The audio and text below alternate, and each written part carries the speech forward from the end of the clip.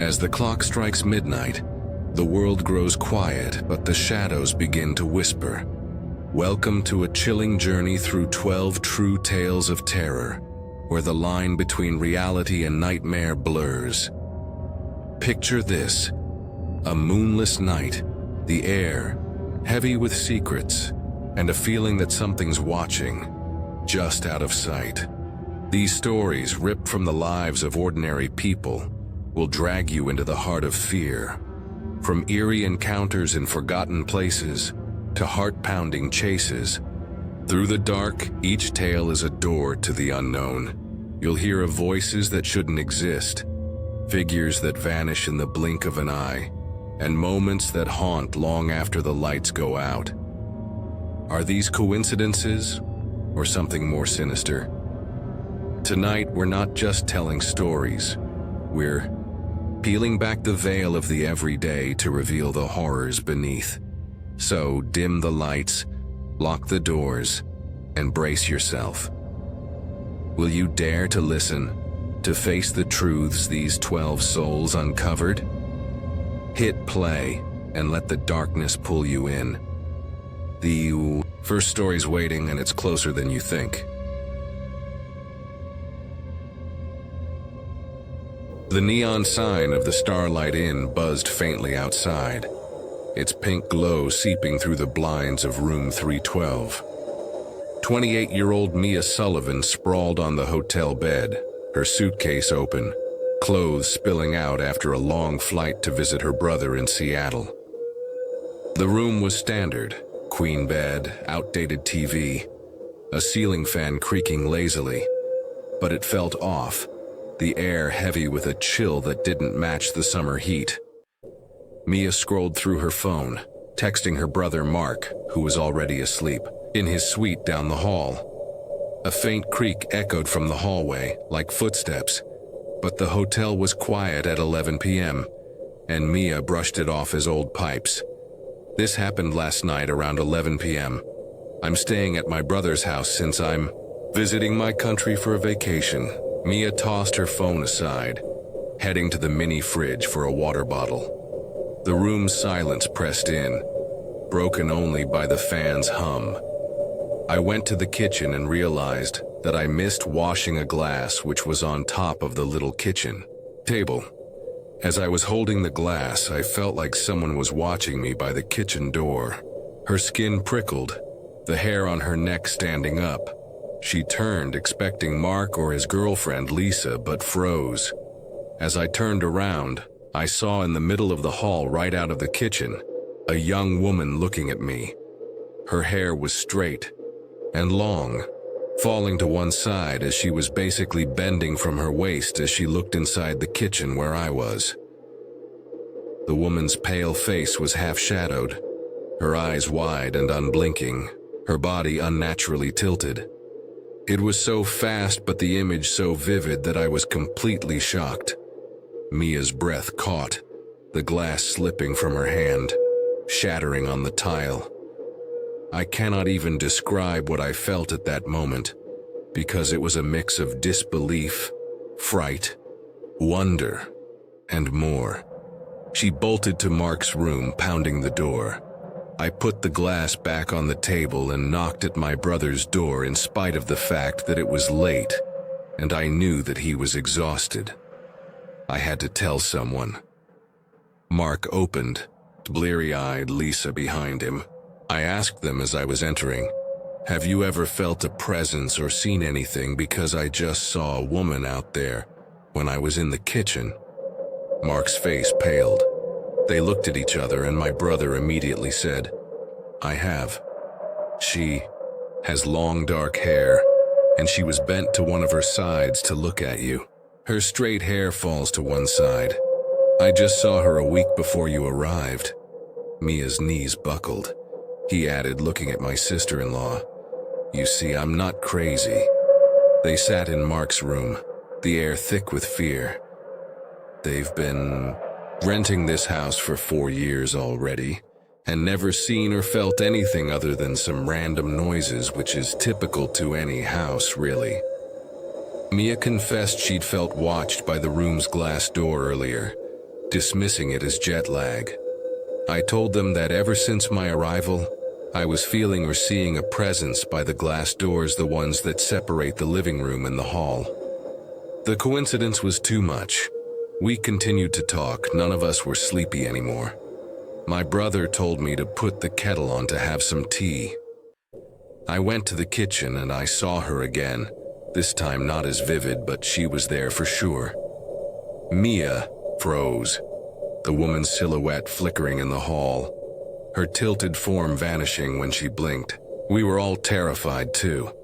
We actually saw a ghost, a spirit, or an entity or something. I politely asked her to please leave because she was scaring us. Mark lit a candle, murmuring a prayer. My sister-in-law doesn't believe in these things, but she has admitted that she cannot explain how my brother and I saw the same thing, with the exact same description. The prayer seemed to calm the air, but Mia's heart still raced. Back in her room, she locked the door, leaving the lights on. The fan's creak sounded like whispers now, and her phone buzzed with a text from an unknown number. "You saw me." She powered it off, but the screen flickered back on, showing a photo of the hallway, empty but for a faint shadow. Sleep was impossible, her mind replaying the woman's eerie tilt. The next day, the front desk clerk, an older woman named Mrs. Carver, overheard Mia's hushed talk with Mark. She leaned in, voice low. "Room 312. Folks have seen her before. A woman, young, long hair. Hanged herself in there years back after her husband left her. Never found peace." Mia's blood ran cold. Mrs. Carver added, "Some say she's tied to the hotel, watching guests, looking for someone to stay with her." That night, Mia found a damp spot on her pillow, smelling of stale water, though the room was dry. Her dreams were vivid. The woman, now dripping wet, stood at the bed's foot, whispering, "Stay." Mark and Lisa reported flickering lights in their suite, and Lisa, skeptical, admitted hearing soft sobs through the walls. A local historian, Mr. Vance, shared a chilling tale. The Starlight Inn was built over a 19th century well, its waters said to trap restless spirits. Guests had vanished from room 312, their belongings left behind, rooms untouched. The texts escalated. "Don't leave. I'm lonely." Mia's laptop glitched, opening to a blank document typing "Stay with me" in red font. One night the fan stopped, and the room plunged into darkness. Mia's door rattled, a cold draft carrying the woman's voice. "You're mine." She screamed, but no one came. Mark's room was empty, his phone showing one message. "She's here." The candle Mia lit flared green, casting the woman's shadow on the wall, her neck twisted, eyes hollow. Mia fled, but the hallway stretched, doors locked. She woke in her bed, unharmed, but Mark was gone, the room's mirror now cracked, reflecting her alone. Or so she thought. A faint tilt of a head lingered in the glass, whispering, "Forever." In the quiet suburbs of Portland, Oregon, a sprawling Victorian house stands like a forgotten relic, its gabled roof piercing the gray autumn sky.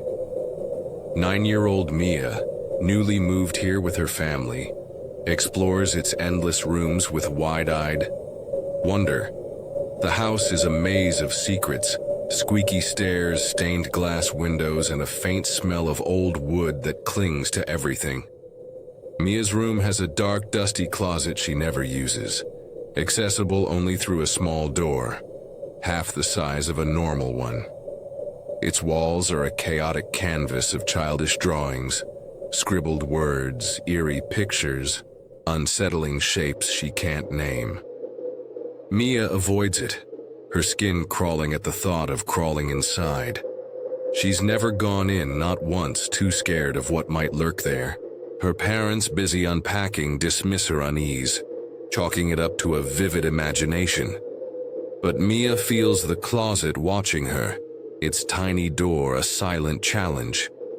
One evening, as she reads by flashlight, the door creaks open an inch, unprompted, revealing a sliver of blackness. Mia freezes, heart pounding, sure she hears a whisper. Her name hissed from within. She slams her book shut, vowing to stay away, but the house has other plans. Something in that closet is stirring, and it's about to pull Mia into its dark heart. For weeks, Mia tiptoes around the closet, its presence a constant weight. The first few years in the house were peaceful, nothing more than creaks and drafts. But then her dad, renovating, removed the closet door for some reason Mia can't recall. That's when it started. Each night, a vile smell of rot seeps into her room, so foul she buries her face in her pillow. At first, she blames old pipes, but it's too specific, too alive, like decay breathing down her neck. After 3 sleepless nights, Mia can't ignore it. Armed with a flashlight, she checks her room, under the bed, behind curtains, nothing. The closet looms, its open maw daring her closer. Swallowing fear, she crawls inside, the air thick with dust and something worse. There, in a corner, she finds a pile of dead rats, at least 8, their bodies bloated, eyes glassy. She screams, scrambling back as her parents rush in. They clean the mess, confused how the rats got there. No holes, no nests, no way in.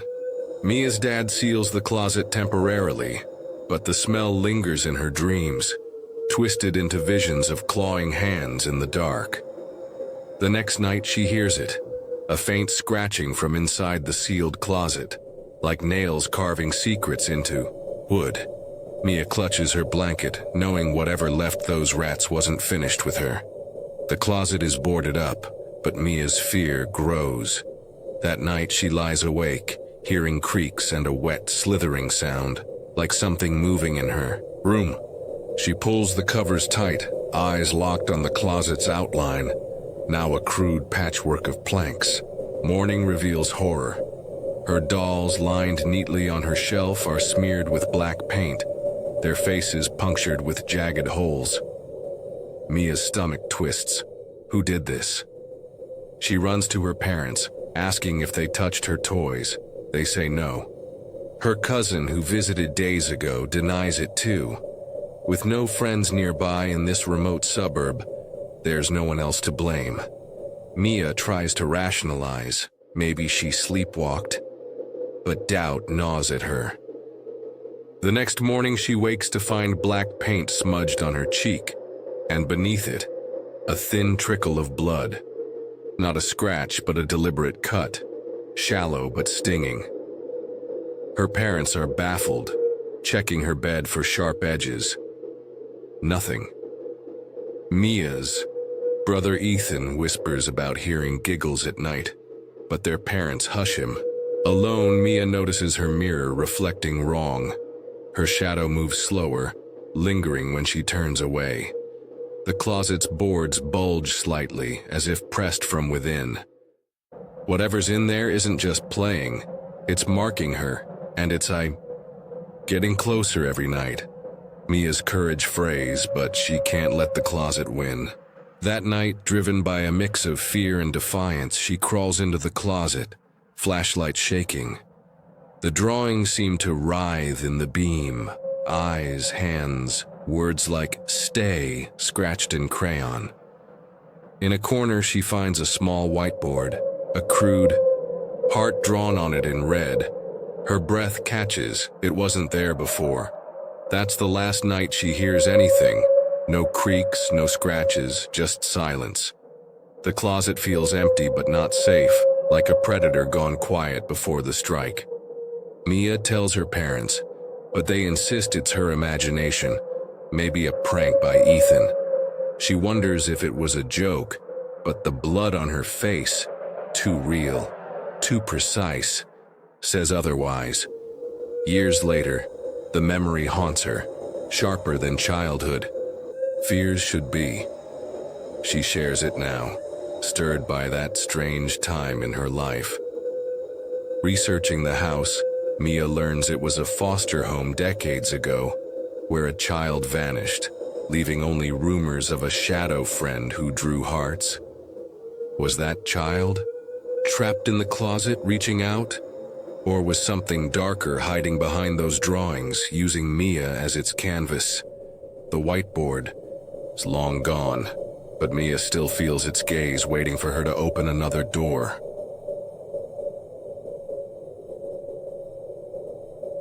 The stars above Petoskey County, Wisconsin, shimmered like scattered diamonds, their light cutting through the velvet night with a clarity that made the world below seem small and fleeting.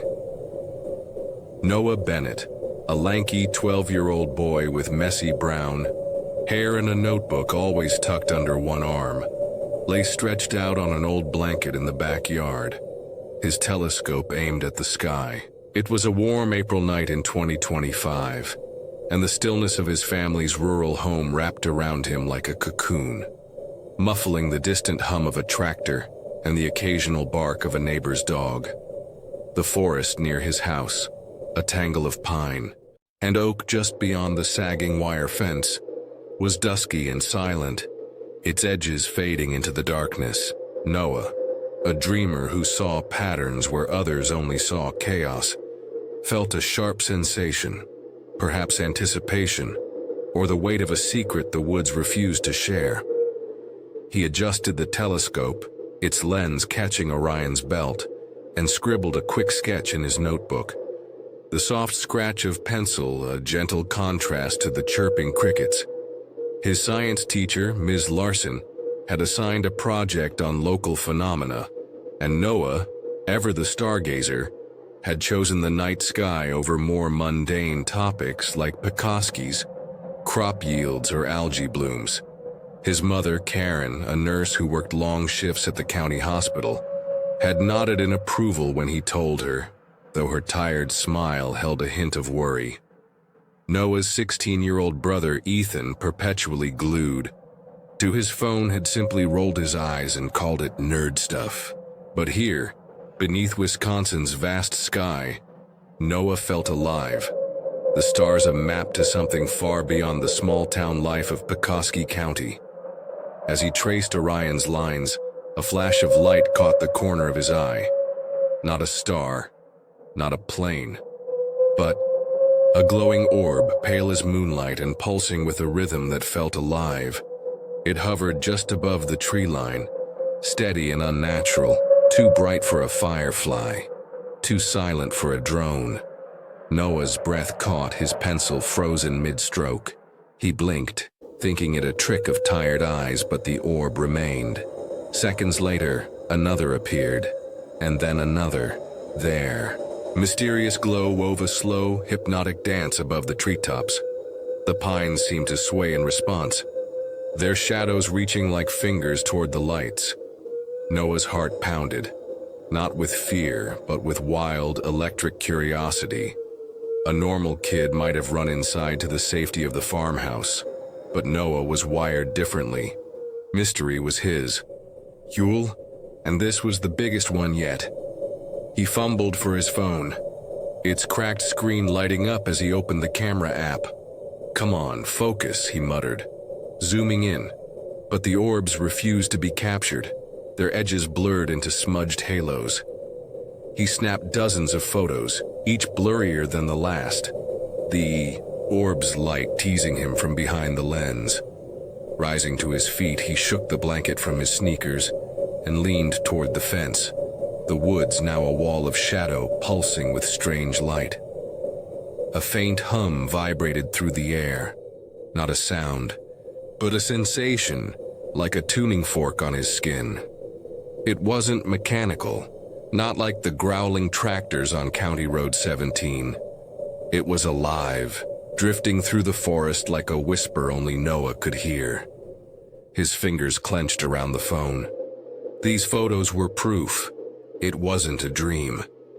He took one step toward the fence, the telescope forgotten on the blanket, his sneakers sinking into the soft earth.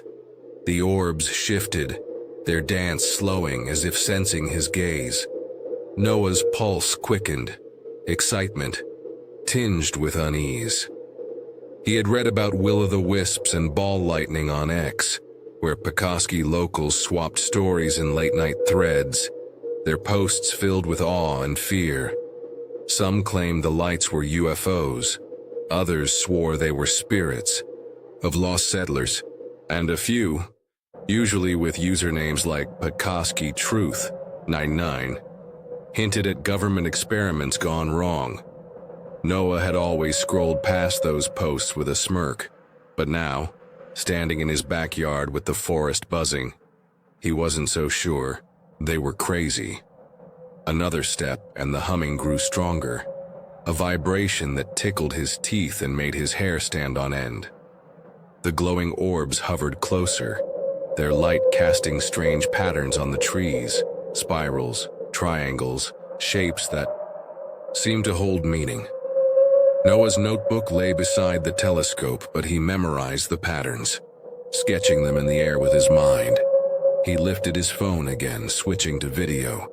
The red recording a tiny anchor to reality.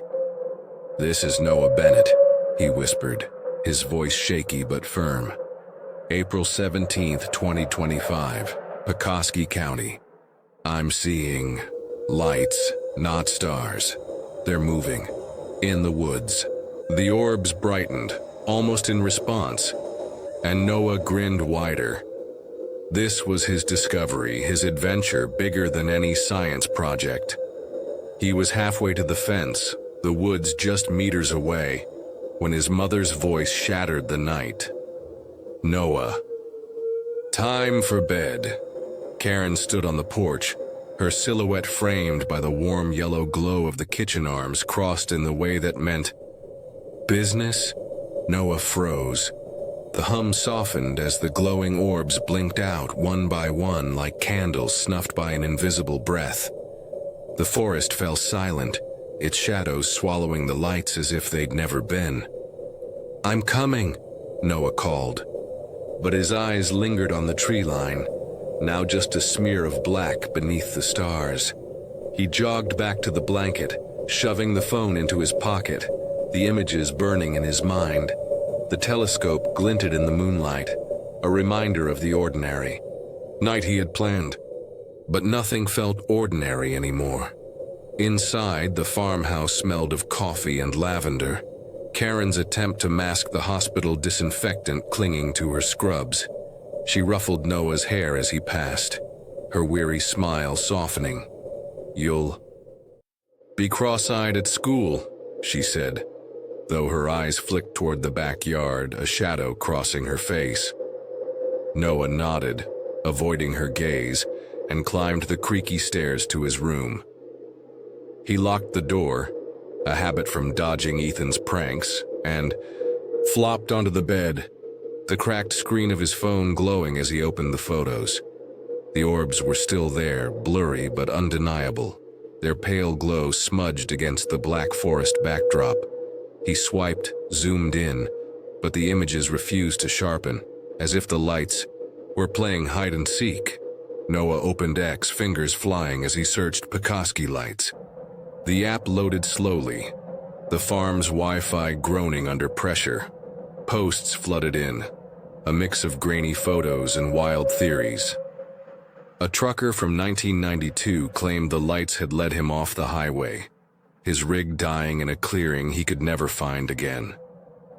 A hiker in 2003 described the orbs circling her tent, then an hour of lost time and nightmares for years. The creepiest was a thread from the 1980s about Jed Harper, a local farmer who had chased the lights into the woods and never returned. His truck was found at the tree line, engine running, but Jed was gone.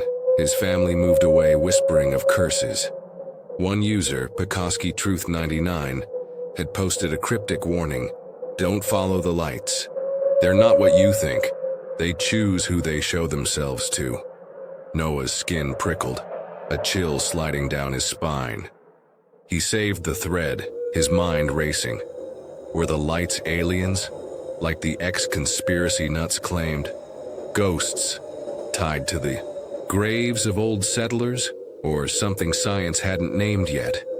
A phenomenon Ms. Larson's textbooks couldn't explain.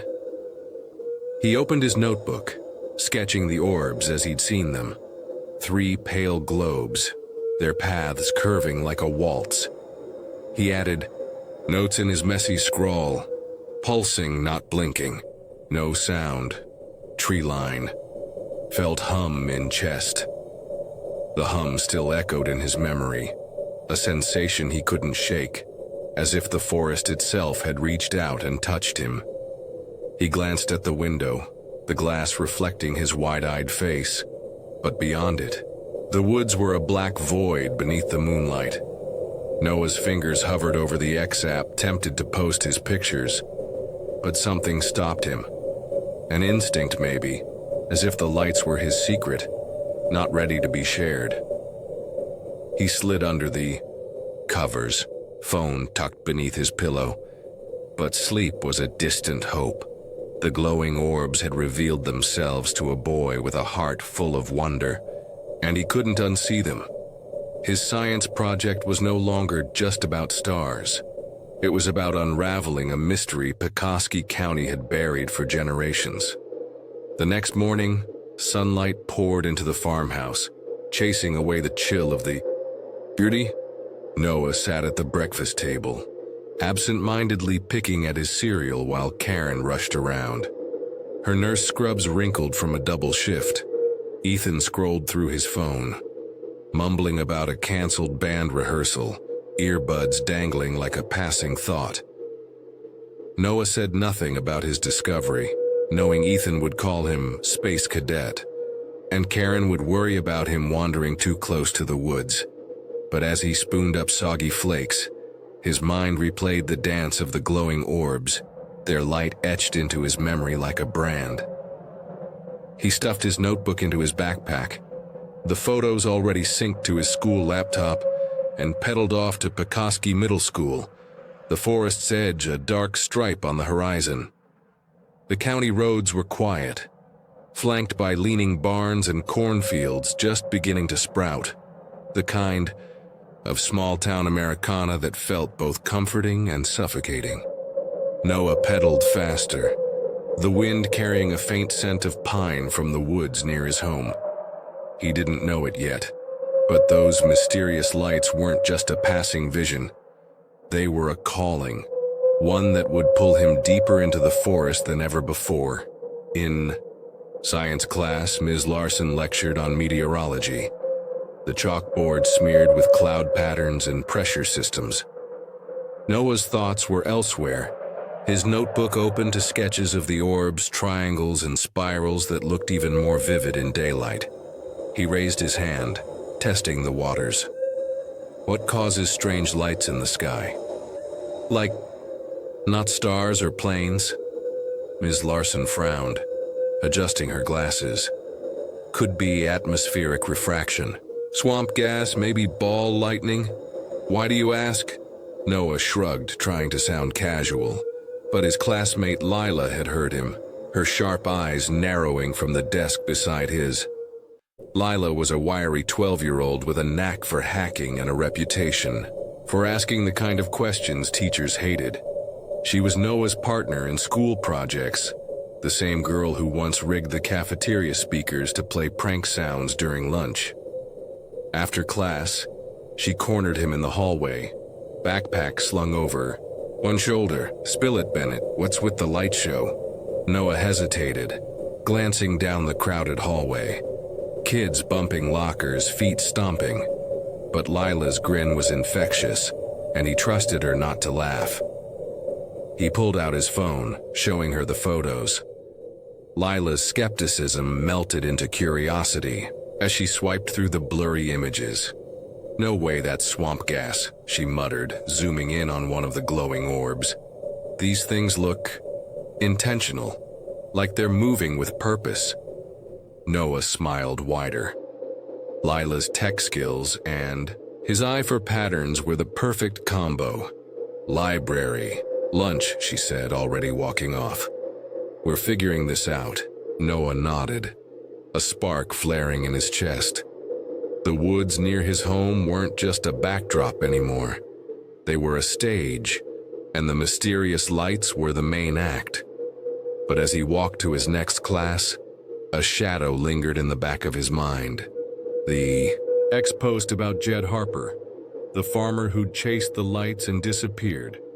Noah pushed it down, focusing instead on the thrill of the chase.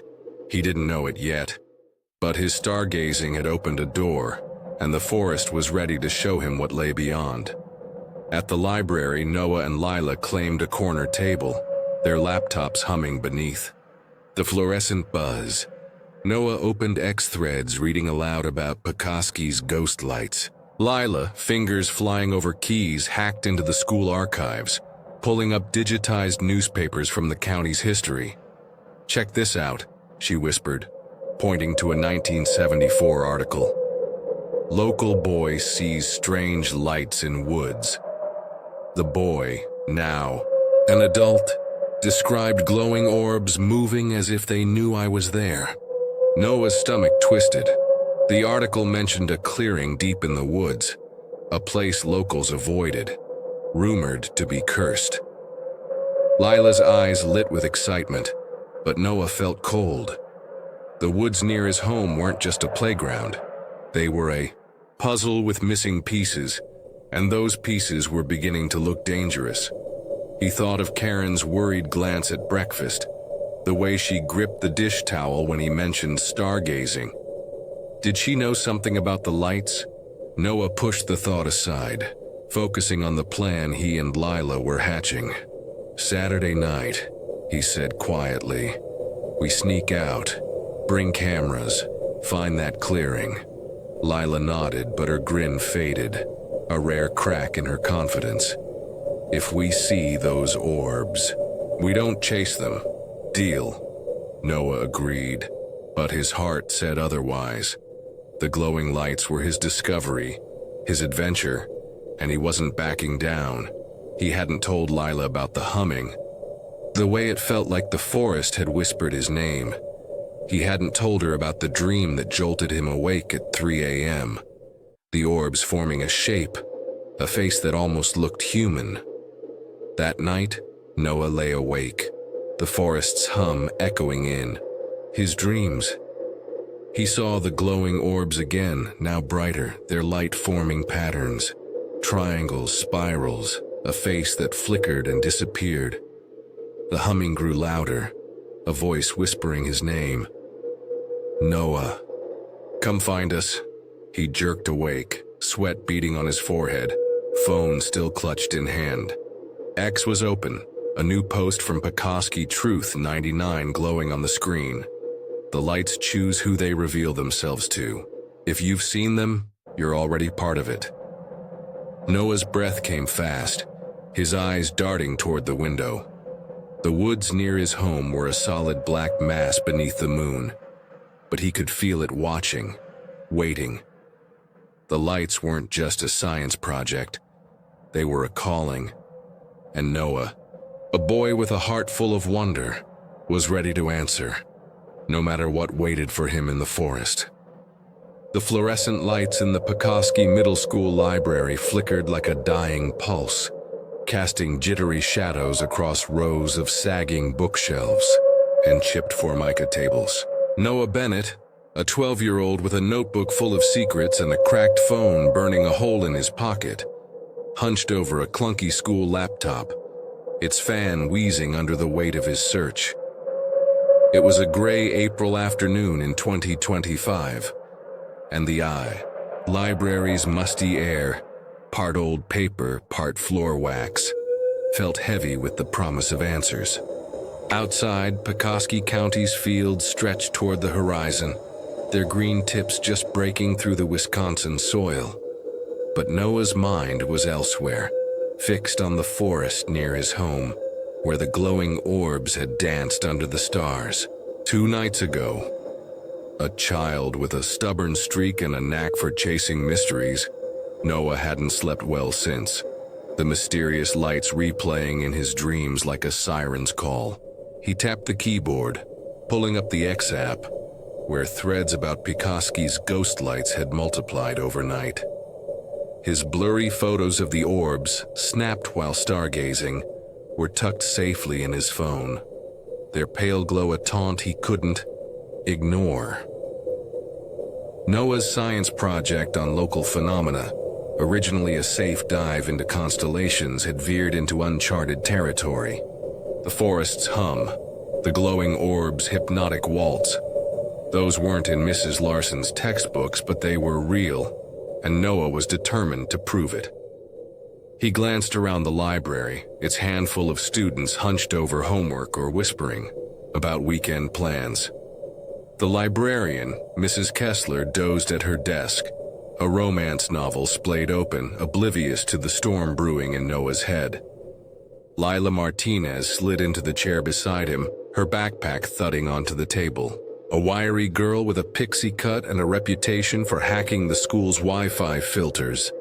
Lila was Noah's partner in crime for projects and pranks. She'd overheard his question about weird lights in science class yesterday and demanded answers, her sharp eyes locking onto his phone's photos like a hawk. "You find anything yet, Bennett?" she whispered, her voice low to avoid Mrs. Kessler's radar. Noah pushed his notebook toward her, its pages crammed with sketches of the glowing orbs, 3 pale spheres, their paths curving like a cosmic dance. "Not much," he admitted, "but X is blowing up. People have seen these orbs forever. Look." He tilted the laptop, showing an X thread titled, "Pekoski Ghost Lights, Real or BS?" A user named Badger Hunter 88 claimed the mysterious lights had hovered over his tractor in '97, making his radio spit static. Another, Willow Creek Mom, posted about her grandpa seeing orbs in the forest in the '60s, followed by nightmares that drove him to drink. The creepiest was Pekoski Truth 99, whose posts Noah had saved. "The lights aren't random. They choose you." Jed Harper found out the hard way. Jed, the farmer who vanished in the '80s after chasing the glowing orbs, was becoming Noah's obsession, a ghost haunting every thread. Lila frowned, her fingers drumming the table. "Swamp gas, maybe? Or drones? You sure these aren't some rich kid's prank?" Noah shook his head, pulling up his photos. The orbs glowed against the forest's black, their light smudged but undeniable. "Drones don't hum like that," he said, mimicking the vibration he'd felt in his chest. It was alive, like the forest was talking.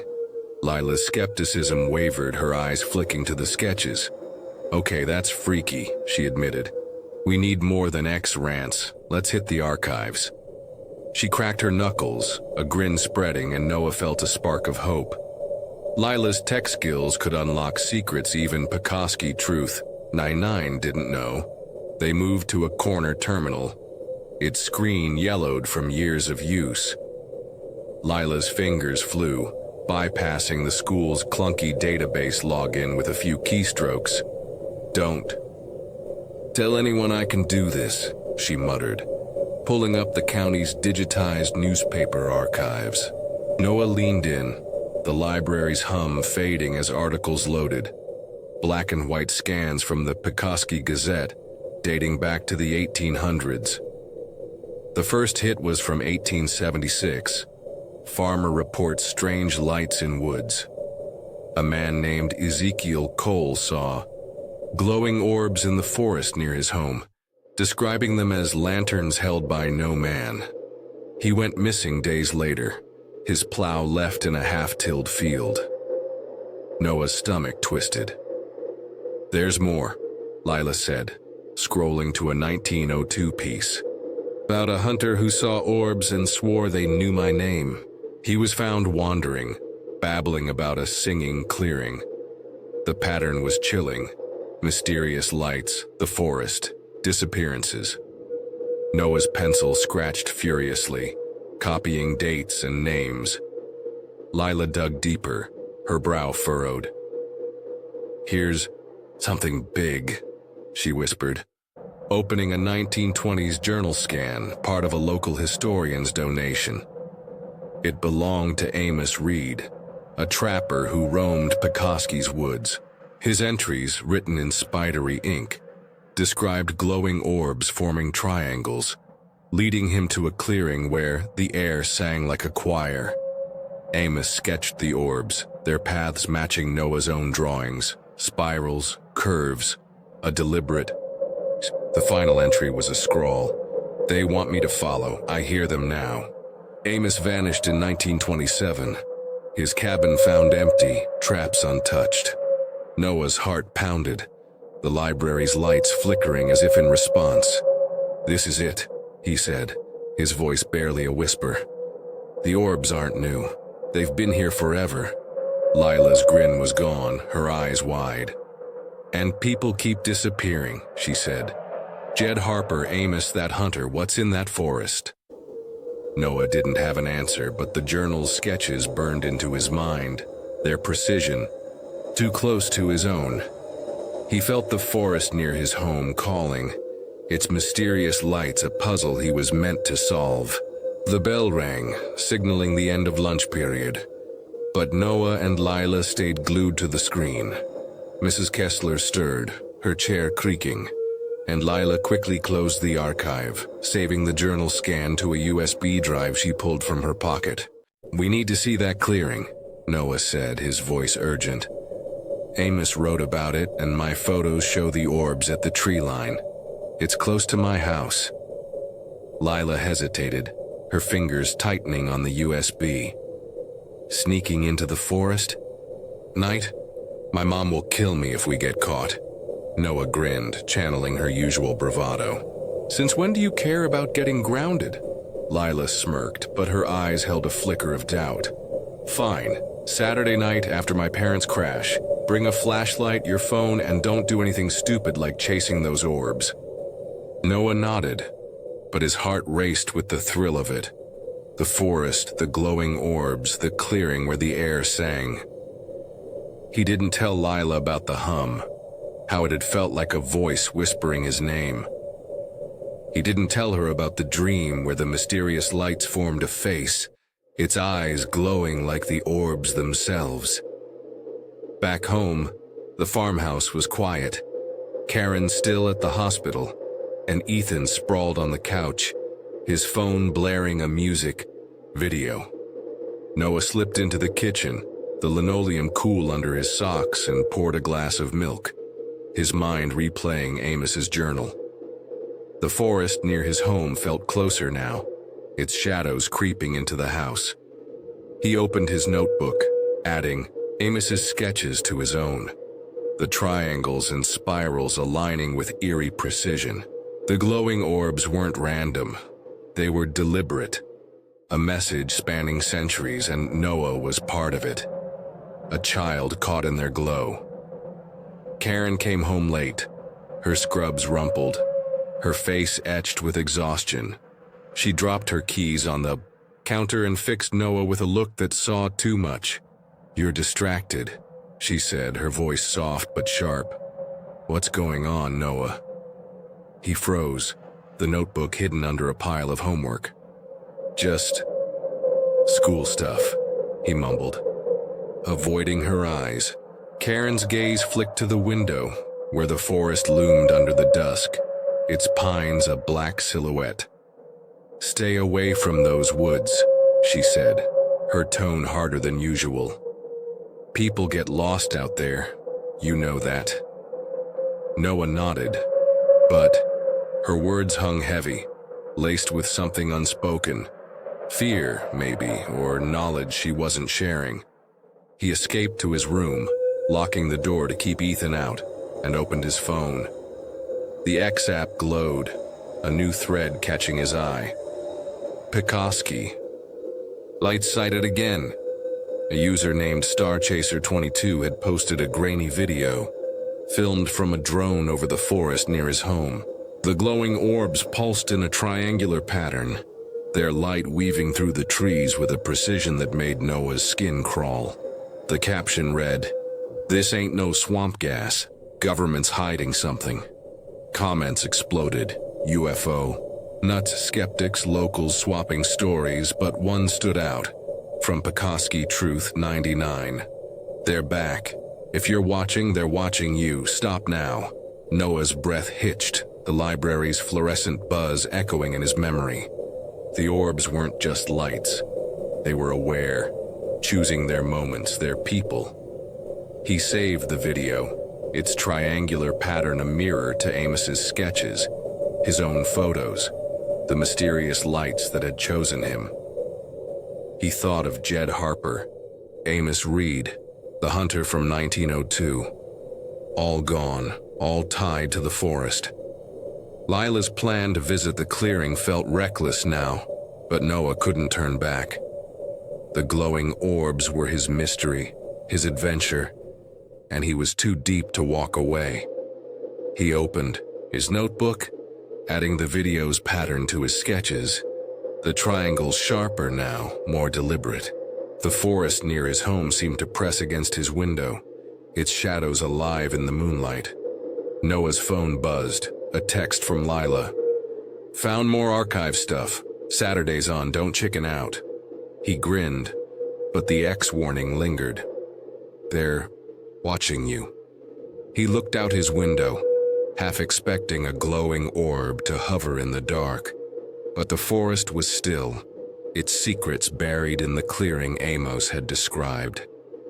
Noah, a child with a heart full of questions, lay awake, the mysterious, lights a beacon he couldn't ignore, unaware that the forest was already pulling him closer, its glow a trap set long before he was born.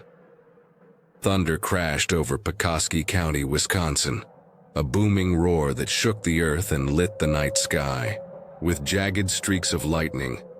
Noah Bennett, a 12-year-old with a flashlight clutched in one hand and a heart full of reckless wonder, pushed through the forest near his home, rain pelting his hoodie and turning the trail to mud. It was Saturday night, April 2025, and the storm had rolled in without warning, transforming the forest's familiar pines into a labyrinth of swaying shadows.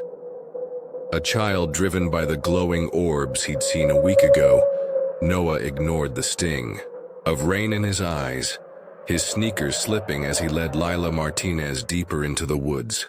The mysterious lights were out there, calling him to the clearing Amos Reed's journal had described, and Noah wasn't turning back. Not even for a storm that felt like the end of the world. Lila trailed behind, her GoPro strapped to her chest, its red recording light a faint beacon in the downpour. Her pixie cut was plastered to her forehead, and her usual bravado had crumbled under the storm's fury. "This is insane, Noah," she shouted, her voice nearly lost in the wind's howl. "We're gonna get struck by lightning or grounded for life." She gripped a plastic sleeve holding Amos's journal, its 1920s pages protected from the rain. Noah glanced back, his flashlight beam catching her scowl. "We're almost there," he yelled, though he wasn't sure.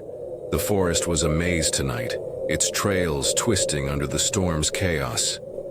But the glowing orbs had shown themselves to him, and Amos's sketches of their triangular paths burned in his mind, pointing to a clearing where the air sang. They'd snuck out after Lila's parents fell asleep, Noah climbing out his window while Karen worked a late shift at the hospital. Ethan, his brother, was at a friend's house, oblivious to Noah's plan. The X video from Star Chaser 22, showing orbs pulsing in a triangle over the forest, had sealed their decision, despite Pekoski Truth 99's chilling warning. "They're watching you." Noah's backpack bounced against his shoulders, heavy with a waterlogged notebook, his phone, and the flashlight that flickered with every gust. Lila's GoPro was their ace, meant to capture the mysterious lights and prove they weren't crazy. But as thunder rattled his bones, Noah wondered if crazy was the least of their problems. The forest near his home was different in the storm, its pines bending like dancers in a frenzy. their needles whipping across Noah's face. The air smelled of wet earth and ozone, sharp and alive, and the hum he'd felt stargazing, a vibration that wasn't quite sound, returned, stronger now, pulsing through the mud under his feet. "Do you feel that?" he called to Lila, pausing to catch his breath. She shook her head, her hood flapping. "All I feel is soaked. Where's this stupid clearing?" Noah pointed his flashlight ahead, its beam slicing through the rain to reveal a gap in the trees where the pines parted like a curtain. "There," he said, his voice steady despite the knot in his stomach. The forest seemed to lean toward that gap, urging them forward. They pushed through, branches snagging their clothes, and stumbled into the clearing, a wide circular patch where the rain fell softer, almost suspended, as if the storm held its breath. Noah's flashlight dimmed, unneeded as a flicker caught his eye. A glowing orb brighter than the ones he'd seen before, pulsing with a pale, milky light. It hovered at the clearing's center, joined by a second, then a third. Their mysterious lights weaving a triangle that glowed against the storm-dark trees. Noah's heart pounded, a mix of awe and dread. "Lila, look," he whispered, his voice barely audible over the wind. Lila's GoPro whirred, capturing the orbs as they danced, their light casting shadows that twisted like living things. The glowing orbs moved with purpose, their triangle tightening. And Noah recognized the pattern from Amos's journal. Spirals within triangles, a dance that felt like a code. He pulled the journal from Lila's sleeve, its plastic crinkling, and flipped to Amos's sketches, the rain smudging his fingers. "It's the same," he muttered, holding the page up. The orbs pulsed faster, their hum now a low, resonant throb that vibrated in Noah's chest, like a heartbeat from the forest itself. Lila's eyes widened, her GoPro shaking in her hands. "Noah, this isn't normal," she said, her voice cracking. "They're doing something." Noah nodded, his flashlight sweeping the clearing, landing on a flat stone at its center, half buried in the mud. The stone was etched with symbols, curves, angles, spirals that matched the orb's paths. Noah knelt, rain pooling around his knees, and traced the carvings, their edges worn but deliberate like something ancient. "Amos wrote about this," he said, his voice urgent. "He said the air sang here." Lila's GoPro beeped, its screen glitching, static fracturing the orb's image. "Noah, my camera's freaking out," she shouted, tapping the device. A low, non-human voice cut through the storm, not from the forest but from the glowing orbs themselves. "Find it." The words weren't spoken, they were felt. A cold pressure in Noah's skull that made his teeth ache. Lila gasped, her GoPro dropping into the mud, its red light flickering. Noah's breath hitched, the mysterious lights no longer beautiful but menacing, their glow sharpening like a blade. The orbs tightened their triangle, the stone symbols, glowing faintly as if activated. Noah's flashlight flickered out, plunging them into the orb's eerie light, and the hum became a chorus, a sound that wasn't sound, weaving through the forest like a net. Lila grabbed his arm, her nails digging in. "We need to go, Noah, now!" But Noah's eyes were locked on the stone, the voice echoing, "Find it." He didn't know what it was, but the glowing orbs were guiding him, and a child like Noah couldn't resist their pull. He scrambled to his feet, slipping in the mud, and swept his hands around the stone, searching for a clue. His fingers brushed something metal, cold and rusted, buried in the earth. He dug, rain stinging his eyes, and pulled out a compass. Its glass cracked, its needle spinning wildly, pointing nowhere. "Lila, look at this," he shouted, holding. "Dup." The orbs pulsed brighter, their hum spiking, and the voice returned sharper. Find it. Lila's GoPro beeped again, its screen stabilizing, capturing the orb's triangle as it dissolved, the mysterious lights fading into the storm. The rain roared back, no longer suspended, and the clearing darkened, the stone's glow gone. Noah clutched the compass, its needle a frantic blur, and Lila yanked him toward the trees. "We're done, Noah! Move!" she screamed, her voice raw. They ran, branches clawing their faces, the forest's shadows closing in like jaws. The hum faded, but Noah felt it still, a pulse in his bones tying him to the glowing orbs. They stumbled onto a trail, the clearing lost behind them, and kept running until the farmhouse's lights glowed through the rain. Noah's backpack was soaked, the compass heavy in his pocket, Amos's journal soggy but intact. Lila's GoPro dangled, its footage their only proof of the mysterious lights.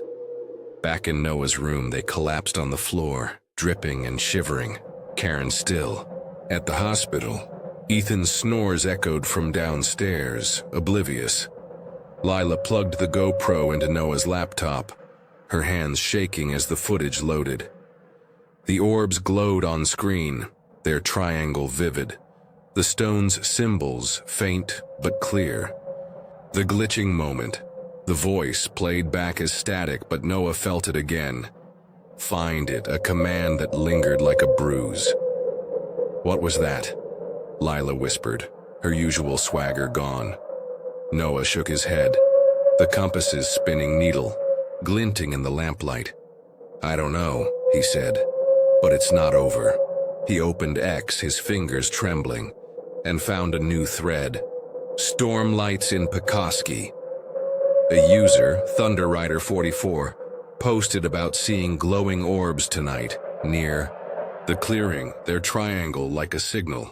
Comments piled up. Locals confirming storm sightings stretching back decades, always in that spot.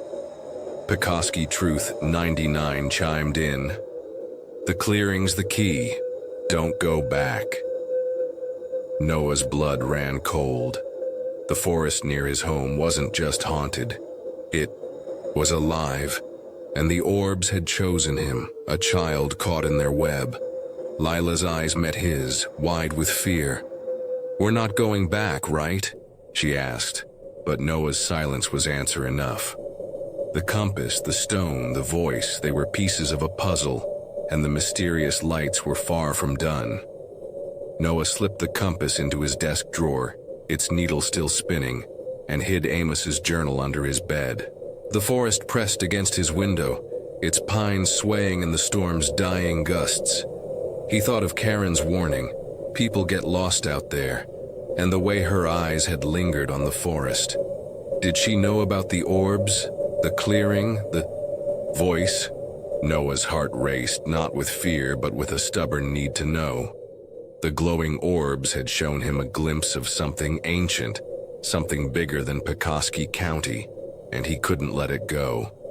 Lila powered down the GoPro, her voice low. "We need to tell someone, your mom, maybe." Noah shook his head, the compass's weight grounding him. "Not yet," he said. "Not until we know what it wants." He lay awake long after Lila left, the storm fading to a drizzle. The forest near his home, a silent giant outside. The mysterious lights were out there, waiting, their hum a whisper in his dreams.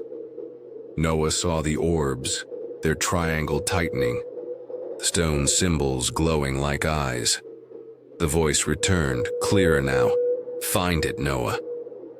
He jolted awake, the compass's needle glinting in the moonlight, pointing toward the forest.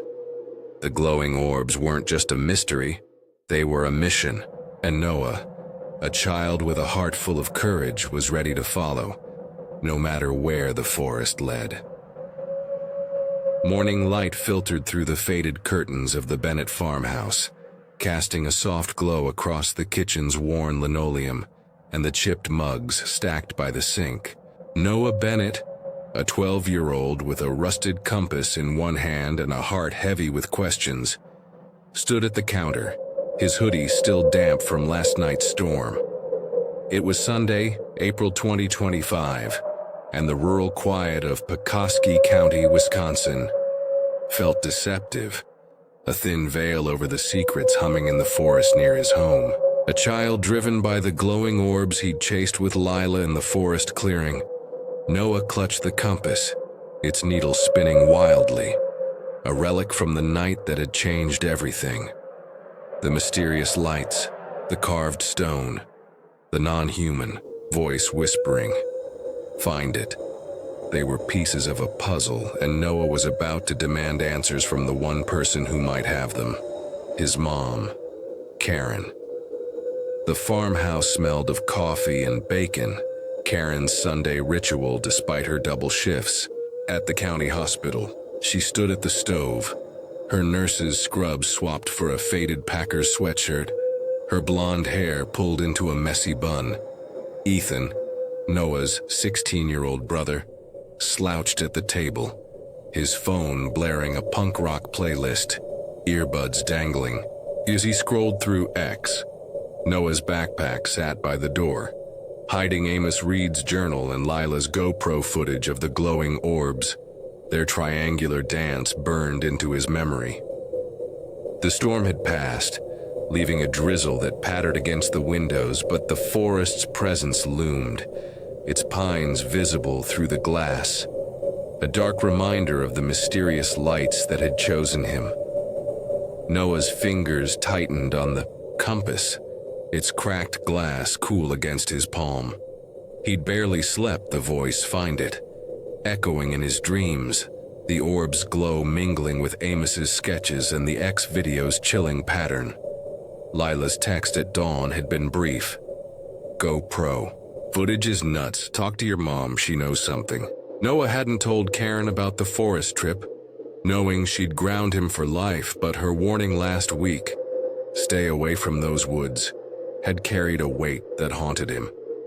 Did she know about the glowing orbs, the clearing, the compass? Noah took a deep breath, his sneakers scuffing the linoleum, and stepped toward the stove. "Mom," he said, his voice steadier than he felt, "we need to talk." Karen turned, her spatula pausing mid-flip, her blue eyes narrowing at the compass in his hand. "What's that?" she asked, her tone sharp, like she'd seen a ghost. Noah held it up, the needle spinning like a trapped moth. "I found it," he said, choosing his words carefully. "In the forest." Karen's face paled, the bacon sizzling unattended as she set the spatula down. "Noah, where exactly did you get that?" she asked, her voice low, almost a whisper. Ethan glanced up from his phone, sensing the shift, but Noah ignored him, pulling out his phone and opening the photos of the glowing orbs, their pale light glowing against the forest's black. "I saw these too," he said, holding the screen toward her. "In the clearing with Lila last night." The kitchen went silent, save for the drizzle outside and the faint hiss of bacon grease. Karen's hands trembled, gripping the counter, and Ethan pulled out an earbud, his usual smirk gone. "Noah, what the hell?" he said, but Karen cut him off, her voice shaking. "You went into the forest in a storm?" She snatched the phone, swiping through the photos, her breath hitching at the mysterious lights. "This isn't a game. Noah, you could have been hurt or worse." Noah stood his ground, a child facing down her fear. "I'm not hurt, Mom. But you know what these are, don't you? The orbs, the compass. Tell me." Karen's eyes darted to the window where the forest near his home loomed under the gray sky, its pines swaying like sentinels. She sank into a chair, her hands covering her face, and for a moment, Noah thought she might cry. Ethan leaned forward, his phone forgotten. "Mom, what's going on?" he asked, his voice softer now. Karen took a deep breath, her gaze fixed on the compass, and when she spoke, her words were heavy, like stones dropping into still water. "It's your grandfather," she said. "Eli.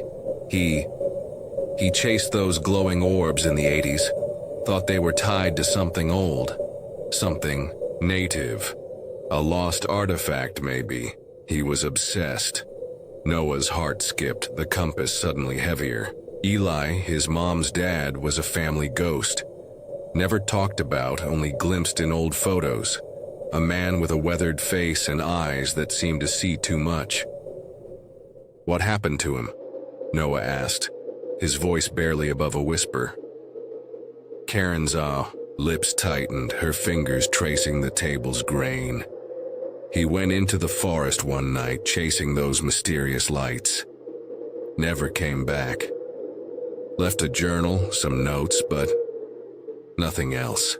She looked at Noah, her eyes pleading. "I was your age, Noah. I saw what it did to Grandma, to me. You have to stop this, please." Noah's mind raced, Amos's journal flashing in his memory.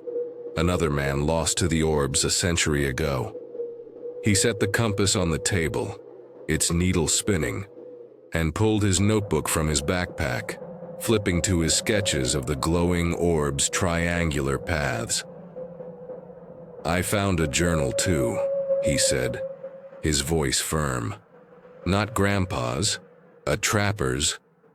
From the 1920s. He saw the same orbs, wrote about a clearing where the air sang. It's real, Mom. And this compass, it was by a stone, carved with symbols. The orbs led us there."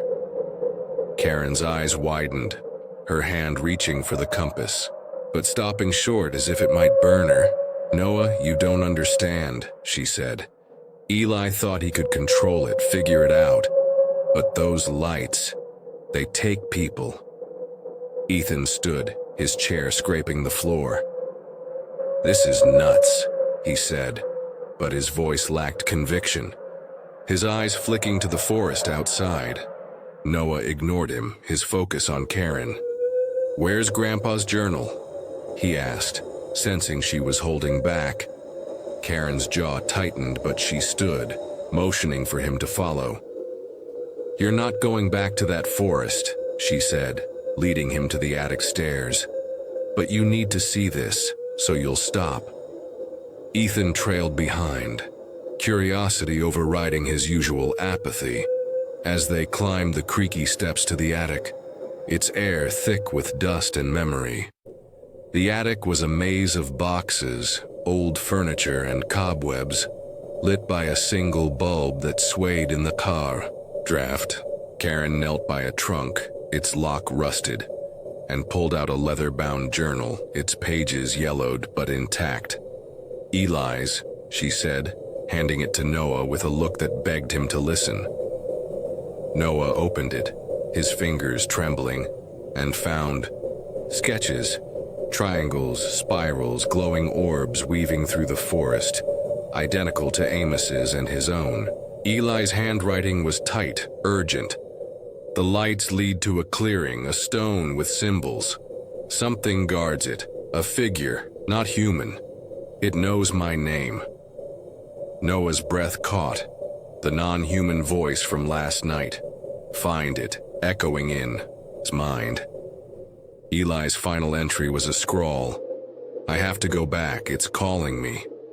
Noah's throat tightened, the compass in his pocket a heavy weight. "He saw what I saw," he whispered, looking at Karen. "The orbs, the stone, the voice." Karen's eyes filled with tears, her voice breaking. "And he's gone, Noah. Don't make me lose you too." Ethan, silent until now, grabbed the journal, flipping through it. "This is some horror movie crap," he said, but his hand shook, betraying his bravado. Noah took the journal back, its sketches a mirror to his own, tying him to Eli, to the forest near his home, to the mysterious lights that refused to let go. Back in the kitchen, Karen made Noah promise to stay out of the forest, her voice firm but fragile. "Throw that compass away," she said, pointing to it, "and no more sneaking out." Noah nodded, but his fingers curled around the journal, hidden in his backpack. He couldn't stop, Not when Eli's words echoed his own experience. Not when the glowing orbs felt personal, like they knew him. After Karen left for work, Noah slipped to his room, locking the door to keep Ethan out, and opened his phone. He posted about the compass on X, careful not to mention Eli. Found this in Pekoske Woods. Spins like crazy. Anyone seen one? He attached a photo, the needle a blur, hoping for answers. The X app buzzed with replies, skeptics calling it a broken toy, UFO nuts shouting alien tech. But one DM stopped Noah cold. From Pekoske Truth, 99, the user who'd warned him before. A blurry 1980s photo of a man by the clearing's carved stone, holding a compass identical to Noah's. The man's face was weathered, his eyes haunted. Eli, unmistakable from old family photos. The message read, "Your blood's in this. Stop now, or you're next." Noah's blood ran cold. The orbs no longer just a mystery, but a legacy, tying his family to the forest's secrets. He saved the DM, his hands shaking, the journal sketches glowing in his mind. Triangles, spirals, the mysterious lights that had taken Eli. That night, Noah sat on his bed, the compass and journal beside him, the farmhouse creaking under. The drizzle's weight. Ethan knocked, his voice muffled. "You okay, nerd?" Noah didn't answer, his eyes fixed on the window, where the forest near his home loomed, its pines black against the moon. He thought of Karen's tears, Eli's. Final entry, the voice in the clearing.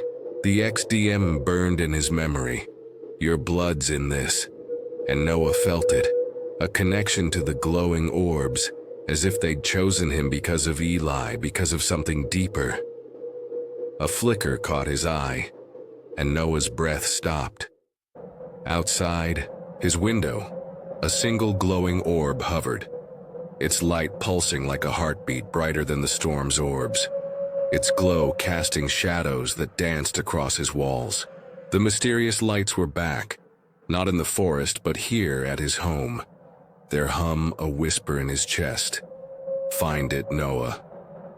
The compass's needle spun faster, pointing to the forest near his home. And Noah, a child caught in a legacy he didn't understand, knew he couldn't stop.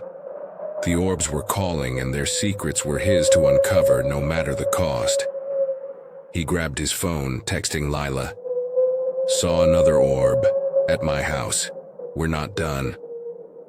The forest waited. Its glowing orbs, beacon, and Noah's heart raced not with fear but with a stubborn need to know. Karen's warning, Eli's journal, the XDM. They were warnings but also clues. Pieces of a puzzle that started with a child and the mysterious lights. Noah hid the compass under his pillow, the journal under his bed, and stared at the window. The orb gone, but its glow lingering in his eyes. The forest near his home was alive, and Noah was part of it, ready to face whatever the orbs revealed next. The glow of Noah Bennett's phone cut through the darkness of his bedroom. Its cracked screen flashing a midnight text from Lila Martinez. Found something huge. Library now, don't flake. Noah, a 12-year-old with a heart pounding from secrets, sat up, the rusted compass on his nightstand glinting in the moonlight. It was Monday, April 2025, and Pekoske County, Wisconsin slept under a quiet sky. But the forest near his home hummed in Noah's mind. Its glowing orbs a constant pull, a child caught in a legacy of mysterious light. Noah grabbed his hoodie, the compass, and Eli's journal. Its sketches of orbs a map to truths he couldn't ignore. The forest had called him since the stormy night in the clearing, and Lila's text was a spark he couldn't resist, even if it meant sneaking out again. Noah slipped down the farmhouse stairs, avoiding the creaky third step, his sneakers silent on the linoleum. Karen, his mom, was asleep after a late shift. Her warning, "Stay away from those woods," echoing from yesterday's confrontation. Ethan, his brother, was out with friends, oblivious to the orbs that had haunted Noah's window, their pulsing light tying him to his grandfather Eli, who'd vanished chasing the same mysterious light in the 1980s. The XDM from Pekoski Truth 99, "Your blood's in this," and the photo of Eli by the clearing's carved stone burned in Noah's memory, a warning and a clue. Lila's text promised answers, and Noah, a child with a stubborn streak, wasn't backing down. He biked through Pekoski's empty streets, the county's barns and cornfields ghostly under the moon, the forest a dark smudge on the horizon. Pekoski Middle School loomed ahead, its brick facade shadowed, the library's back door ajar as Lila had promised. Noah chained his bike to a rack, his breath fogging in the cool air, and slipped inside, the library's familiar musty smell, now eerie in the dark. Lila waited in the basement, her laptop casting a blue glow across dusty storage boxes and forgotten microfiche machines. Her pixie cut was mussed, her eyes wide with a mix of excitement and fear. "You're late," she whispered, her voice sharp but low, mindful of the janitor's occasional patrols. "This is bigger than Amos, bigger than Eli. Look." She turned the laptop, revealing a scanned document labeled Project Starfall, classified 1952. Noah's pulse quickened as he read, Lila's hacking skills having breached a restricted county archive. The file detailed a U.S. military experiment in the forest near his home, aimed at harnessing anomalous energy from an artifact found in Pekoski's woods.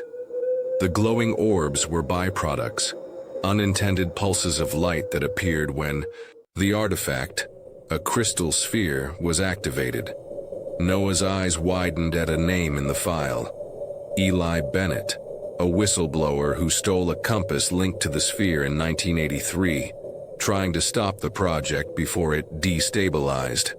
Eli vanished soon after, his fate sealed by the orbs he'd chased. Noah's hand went to the compass in his pocket, its needle still spinning, a relic of Eli's rebellion. "This is Grandpa's," he whispered, showing Lila. "The one from the clearing?" Lila nodded, her fingers flying as she pulled up a grainy photo from the file. A crystal sphere etched with symbols like the clearing's stone, glowing with mysterious light. "The military buried it," she said. "Shut down Starfall after Eli blew the whistle, but the orbs never stopped. They're tied to that sphere, Noah, and it's still out there, in the forest." Noah's mind raced, Amos's journal, the air sang, and Eli's, a figure not human, clicking into place. The glowing orbs weren't just lights. They were signals, guarding something ancient, something the military had tried to control. Lila's laptop pinged, an X notification breaking the silence. Her GoPro footage from the storm, posted anonymously, had gone viral, racking up thousands of views. Comments flooded in. "Pekoski lights are back. Government cover-up." Pekoski Truth 99 had replied, "You've stirred the nest. They're coming." Noah's stomach twisted, the forest hum echoing in his memory. The non-human voice. "Find it." Now a command tied to the sphere. "We have to find it," he said, his voice firm despite the fear. Lila hesitated, her eyes on the photo of the sphere. "If we go back to the forest, we're not just chasing lights. This is dangerous, Noah." But her grin returned, a spark of her usual bravado. "Guess I'm in." They planned to return to the forest at dusk when the orbs were most active, using the compass as a guide. Noah biked home before dawn, slipping into bed as Karen's alarm buzzed downstairs, his heart racing with the weight of starfall. Hid Eli's journal and the compass under his mattress, the XDM. Your blood's in this. A shadow in his mind. At school, Noah barely heard Mrs. Larson's lecture. His notebook filled with sketches of the sphere's symbols, their curves matching the orb's paths. Lila passed him a note. Meet at the trail, 6 p.m. Bring everything. Noah nodded. The forest near his home pulling him like a magnet, its mysterious light a beacon he couldn't ignore. Dusk painted the Wisconsin sky in oranges and purples as Noah and Lila met at the forest trail, their backpacks heavy with flashlights, phones, and the GoPro. The forest was calm, its pines still after the storm, but the air felt charged like a held breath. Noah held the compass, its needle jerking toward the clearing, a path the glowing orbs had carved in his mind. Lila's GoPro whirred, her voice. If we find that sphere, we're not touching it, got it? Noah agreed, but the voice, find it, echoed, urging him forward. They pushed through the forest, the trail narrowing, the pines closing in like sentinels. A flicker appeared ahead. A glowing orb, pale and pulsing, joined by others, their mysterious light guiding them past the clearing to a rocky outcrop Noah had never seen.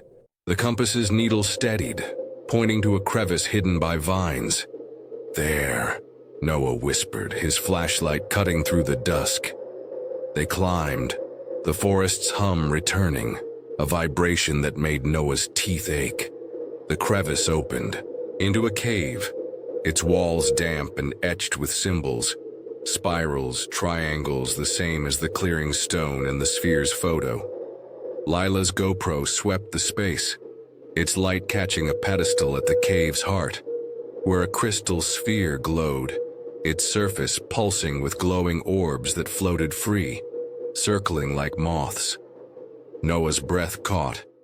The sphere's mysterious, light mesmerizing, its hum a chorus that filled the cave.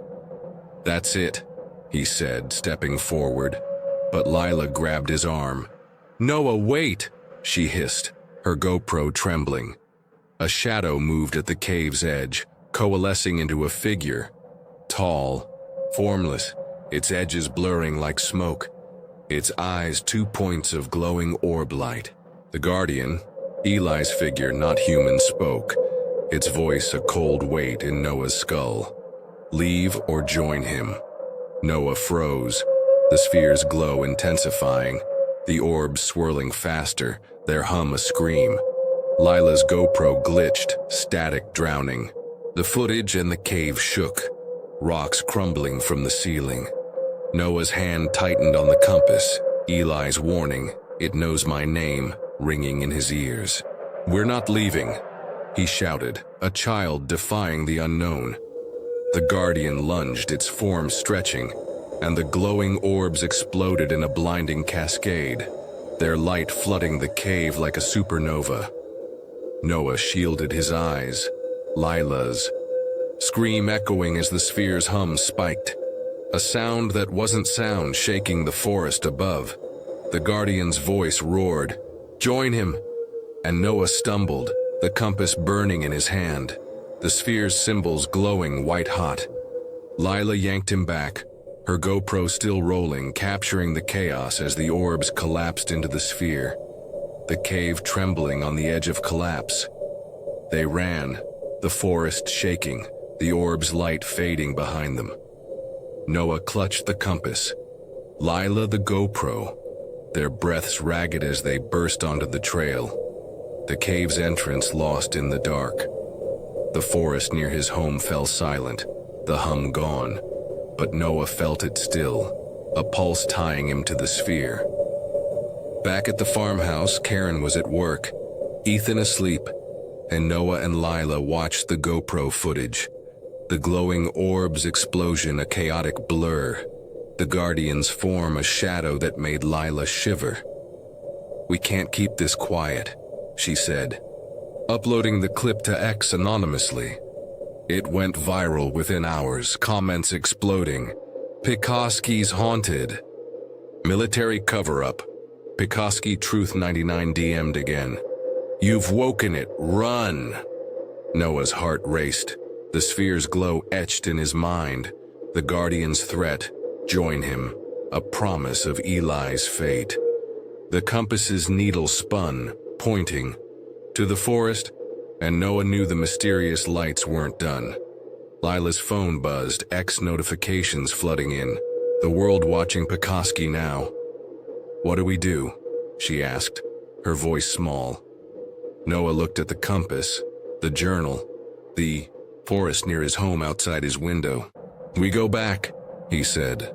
A child ready to face the glowing orbs, their secrets closer than ever, their danger real. The forest waited, and Noah's adventure was far from over. The crystal sphere pulsed in Noah Bennett's hands, its mysterious light searing through the darkness as he and Lila Martinez stumbled out of the cave, the forest near his home, erupting with glowing orbs. It was Tuesday dusk, April 2025, and Pekoski County, Wisconsin trembled under a starless sky, the air thick with a hum that shook Noah's bones. A child carrying a dangerous truth, Noah clutched the sphere, its symbols, spirals, triangles, glowing like the carved stone from the clearing. Lila ran beside him, her GoPro swinging, its footage of the Guardian's threat, leave or join him, and the orb's explosive cascade already viral on X. The forest's pines loomed, their shadows twisting as if alive, and Noah's heart pounded, not with fear, but with a defiant resolve to end the mystery that had claimed his grandfather Eli. The cave's entrance vanished behind them, swallowed by vines, but the glowing orbs followed, their pale light weaving a barrier that herded Noah and Lila toward the clearing.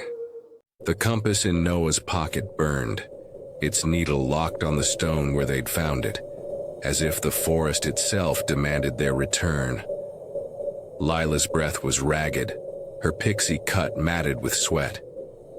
Noah, we can't keep this thing, she gasped, eyeing the sphere. That Guardian, it's coming! Noah nodded, the Guardian's voice echoing in his skull, its shadowy form and orb-like eyes a nightmare from Eli's journal. The orbs pulsed faster, their hum a chorus that drowned the crickets, urging them into the clearing where the carved stone waited, its symbols a mirror to the spheres. They burst into the clearing, the forest near his home falling silent, the rain-soaked earth soft under their sneakers. The glowing orbs formed a ring, their mysterious lights tightening like a noose, trapping Noah and Lila at the stone's edge. The sphere glowed brighter, its heat scorching Noah's palms, and the hum became a scream, a sound that wasn't sound, shaking the pines. Lila's GoPro whirred, capturing the orbs as they swirled, their triangular patterns collapsing into chaos. Noah, do something! Lila shouted, her voice cracking. Noah's eyes locked on the stone, its symbols glowing faintly, a puzzle he'd been chosen to solve. A child facing the unknown, he felt Eli's legacy, Amos's fate, the forest's ancient call. A shadow rose from the stone, coalescing into the Guardian. Tall, formless, its edges blurring like smoke, its eyes twin glowing orbs that pierced Noah's soul. Its form shifted, Eli's weathered face, Amos Reed's haunted stare, then a void, a darkness that swallowed light. Return it, it boomed, its voice a cold weight in Noah's mind, or stay forever. The orbs tightened their ring, their light blinding, the sphere's hum a roar that made Noah's teeth ache. Lila grabbed his arm, her nails digging in. Noah, it's gonna kill us, she screamed. But Noah's mind raced, Eli's journal flashing. It knows my name and the XDM. Your blood's in this. The sphere was the key. Project Starfall's heart. And Noah, a child, was its keeper. He stepped toward the stone, the sphere's heat unbearable, its symbols pulsing in time with his heartbeat. "You took my grandpa," he said, his voice steady, despite the fear. "You don't get me." The guardian lunged, its form stretching, and the glowing orbs screamed, their light fracturing the air. Noah's instincts took over, the voice, "Find it," guiding him. He slammed the sphere into the stone center, where a carved spiral matched its shape, a lock waiting for its key. The forest roared, the ground shaking, and the orbs merged into a vortex, a swirling maelstrom of mysterious lights that swallowed the guardian's form. Its scream echoed, a sound of rage and defeat as the vortex pulled it in, the stone cracking under the strain. Lila yanked Noah back, her GoPro rolling as the clearing collapsed, earth and roots tumbling into the vortexes. Maw! The glowing orbs vanished, their hum silenced, and the forest near his home stilled, the pines standing tall under a clearing sky. Noah's hands were empty, the sphere gone, consumed by the stone, its symbols dark. Lila's breath was ragged, her GoPro dangling, its battery dead. "Is it over?" she whispered, her eyes wide. Noah shook his head, the compass in his pocket cool now, its needle still. "I don't know," he said. But the forest felt different, its weight lifted, though a shadow lingered in his mind. The guardian's eyes, the orb's final pulse, they stumbled back to the farmhouse, the forest silent, the trail familiar under the rising moon. Karen's car was in the driveway. Her shift ended early and Noah braced for her anger. Inside, the kitchen glowed, the smell of coffee grounding him. Karen sat at the table, Eli's journal open, her face pale. "Where were you?" she demanded, but her eyes softened at Noah's mud-streaked hoodie, Lila's trembling hands. Noah set the compass down, its needle quiet, and told her everything. The cave, the sphere, the guardian, the vortex. Lila showed her the GoPro footage, the glowing orb's explosion, a chaotic blur, the guardian's form a shadow that made Karen flinch. Karen's tears fell, her hands clutching Eli's journal. "You could have died," she whispered, pulling Noah into a hug, her fear melting into relief. Lila stood awkwardly, her GoPro on the table, its viral X-post buzzing on her phone. "I'm sorry," Noah said, his voice muffled against Karen's sweatshirt. "But I had to know. For Grandpa." Karen nodded, her eyes on the journal's sketches, the orbs that had taken her father. "He'd be proud," she said, her voice breaking. "But you're done with that forest, Noah. Promise me." Noah nodded, but the mysterious lights lingered. His mind, their hum a faint echo. Ethan burst in, his phone glowing with X notifications, the viral footage trending nationwide. "You're famous, nerd," he said, but his grin faded at Karen's glare. Noah took Lila's phone, posting a final X update anonymously. "Pekoski lights are gone. Found the source, stopped it. Stay out of the woods." He attached a still. From the footage, the glowing orbs fading into the vortex, hoping it would end the frenzy. Comments exploded, conspiracy nuts shouting Starfall cover-up, and locals begging for details. But Pekoski Truth 99 was silent. Their account suddenly offline. Noah's post sparked a federal probe, X threads buzzing with rumors of military vans near the forest. A cleanup no one could confirm.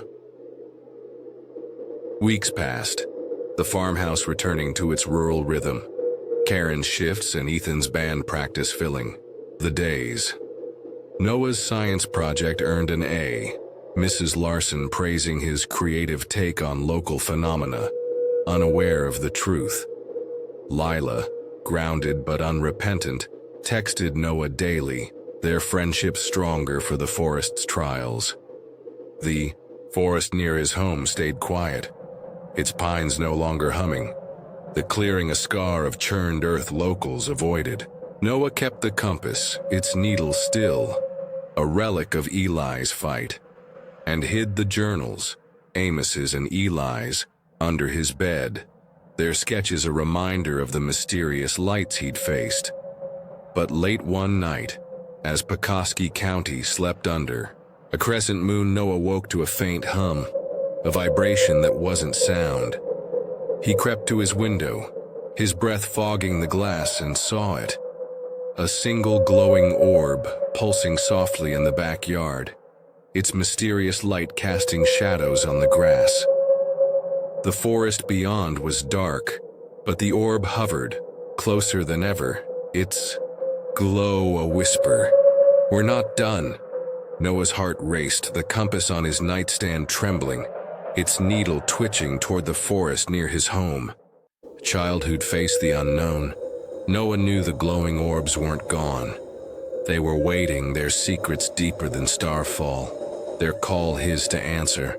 The forest held its breath, and Noah, gripping the compass, was ready for whatever came next. The city skyline glittered beyond the smudged window of apartment 4B, where 22-year-old Ava Thompson unpacked her life into a cramped studio in a Portland tenement. Fresh from college, she juggled 3 jobs, her night shift at a diner leaving, her bleary-eyed but hopeful. The building was a mix of old and new, creaking floors, peeling paint, but a rooftop view that made the rent worthwhile. Her neighbors were quiet, mostly older folks, except for the guy below in 3B, whose heavy footsteps echoed through her floor at odd hours. Ava hadn't met him, but the thumps felt personal, like he was pacing just for her. When I was younger and just got into online college, I got my first apartment. I had 3 jobs and one was third shift, but I was more than ready for the independence, so I didn't mind. Ava's first weeks were blissful, her space a sanctuary despite the grind. I keep to myself pretty much, so I never really spoke to any of them before until I noticed that there was a new move-in, a man that seemed close to my age, maybe a little bit older, black greasy hair and a little overweight. His name was Derek, and his arrival marked a shift. When a casual hello turned into that trash stinks remarks from him, when I was taking out the trash and other snide remarks under his breath when I've done nothing, Ava's patience frayed. I was grossed out and annoyed that he had to comment on anyone, especially my sister, and told the landlord. Nothing came of it, of course. Derek's hostility grew. One day I was asleep, and someone came banging on my door. I had no idea who it was, and my anxiety was beyond strong. It was the neighbor saying that I was being too loud and I need to stop harassing him. I explained through a closed door that I was asleep and that I was not making any noise. He laughed, stomping away, muttering curses. He came back up the stairs and banged on my door again. When I addressed him again, he said that I was harassing him and that he's calling the cops because I'm still making noise. Ava's heart pounded, but she held firm, suggesting he check with others. He thanks me politely before stomping off, and cursing and calling me names yet again. She reported it to the landlord, who brushed it off. I tell the landlord right away that one of his tenants is acting hostile, and I don't feel comfortable or safe. And he tells me that he'll look into it. The harassment escalated. One day I walked out in a snowsuit so that I can play in the snow. He had to remark on my clothing being unnecessary even when there's 3 feet of snow out. Ava ignored him, but his words stung. The snowstorm got worse, and I just come back, home from my night shift. I see him alone in the parking lot with the car on and the windows up. I hear loud, wall-shaking music. It's him. He's blasting his car music at max volume in a snowstorm at 3 in the morning. She slipped inside, shaken. It was to spite the old neighbor for telling him his music was too loud. Derek's behavior turned menacing, cursing in the hallway and playing the music louder with the police knocking at our doors, asking us about a noise disturbance. One freezing night, Ava returned from her shift, exhausted, her boots crunching ice in the parking lot. I just got back home from my night shift and it's 3 in the morning yet again. I'm dragging my tired feet over to the mailboxes that are right inside the townhouse's door. And as I'm looking through the ads and the letters, his door opens at the top of the stairs. Derek's silhouette loomed, his eyes wild. He starts, speaking unintelligibly at the top of the stairs. He's gurgling and mumbling something. I asked him what, but he repeats the same weird sounds again, only more aggressive. Ava's pulse spiked, her keys trembling in her hand. I felt something was more than off at this point, and I noped right around and out the door, heading back to my car. As she reached her car, I hear the window above slam open. He's looking for me out of the window. She ducked, heart racing, and crept back inside. I quickly sped up the stairs and past his door to the second flight of stairs, and right as I reach the top, his door swings open with a big slam that makes me jump. I hear him muttering and gibberishly speaking loudly while walking up the stairs. Ava fumbled her keys like a classic horror movie, looking for the correct one in the dark hallway. She slid the key in, diving inside, slamming the door. My heart is beating out of my rib cage as I'm simultaneously walking and fishing my keys out of my bag. I swing the door open and practically launch myself inside before slamming it shut behind me. I watched him through a crack in my window blind, pacing back and forth, muttering, cursing, and at one point screaming before walking off into the night. Ava locked every bolt, her breath shallow, fearing he'd return. The next morning, her landlord texted, "Apparently this guy got arrested and won't be coming back. Seems he was off his meds again." The police report detailed theft, assaulting officers, and public disturbances. The link showed that there was a mugshot of him and a description of his nightly activity to include stealing from a Turkey Hill, threatening cops that he's going to shoot them, punching one of them. And previous to all of this, said earlier in the night when he dropped his pants and rubbed himself against a window, then ran down the town square while yelling and screaming. His family cleared out his apartment and Ava exhaled, but the fear lingered. I never did see him again, just his family coming in and moving his stuff out, but man, I am so glad that I got into that door that night, because if I hadn't, I shudder to think what might have happened, but Derek's shadow didn't leave. Days later, Ava found a note slipped under her door, scrawled in jagged ink, "I'm still here." The landlord swore no one entered the building, and security cameras showed static at 3 a.m.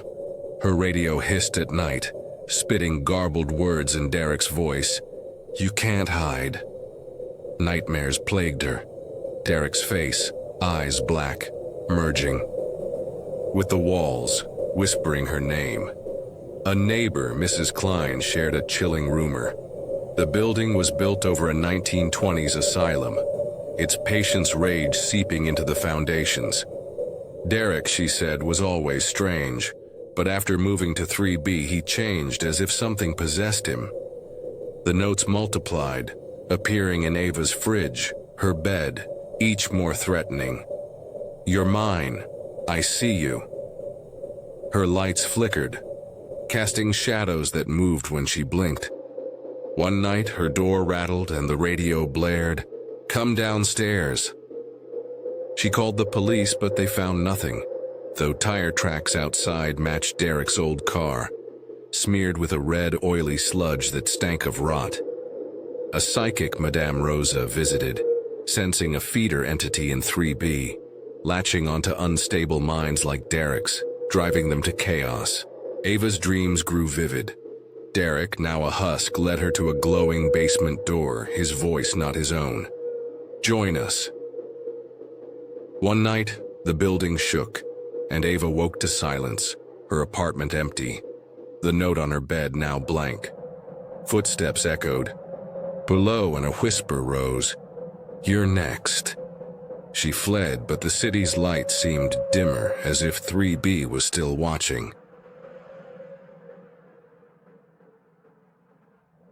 The wind howls through the jagged peaks of Montana's Bitterroot Valley, where ancient pines cast long shadows over a landscape that feels alive with secrets. Ethan, a 34-year-old paramedic with a restless spirit, has traded city lights for this remote wilderness, seeking peace in its untamed beauty.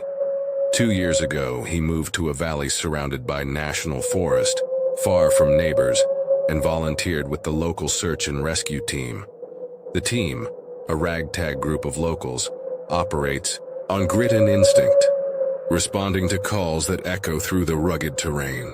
They're busy, often handling one or more rescues every weekend from spring to fall, mostly dirt bikers or quads lost or wrecked on the area's fire trails. Ethan's no stranger to chaos. 5 years as a medic have hardened him to blood and panic, but there's something about these woods that sets him on edge. The trails twist like veins, some unmapped, swallowing hikers who stray too far. On his first day, a veteran rescuer, Clara, warns him, "This forest doesn't forgive mistakes."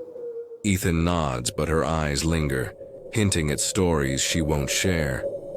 Late at night, as he settles into his cabin, the trees outside seem to whisper, their branches scratching at the windows like fingers testing the glass. Ethan shakes it off, blaming the isolation, but deep down, he feels it. A presence in the wilderness, watching, waiting. He's about to learn that some rescues uncover more than lost souls, and this forest hides truths no one's ready to face. 2 weeks into his new life, Ethan's radio crackles to life at dusk, shattering the cabin's silence. A group of city dirt bikers lost one of their own, a novice rider who trailed their pack and didn't return to the trailhead. The call is urgent. The team assembles in under 20 minutes, splitting into squads to scour the fire trails. Ethan's paired with Clara, riding a battered quad that roars through the forest's maze. These trails are a nightmare, rugged, technical, a labyrinth where one wrong turn can trap you for days. The paths snake through dense pines, roots clawing at their wheels, branches snapping like bones.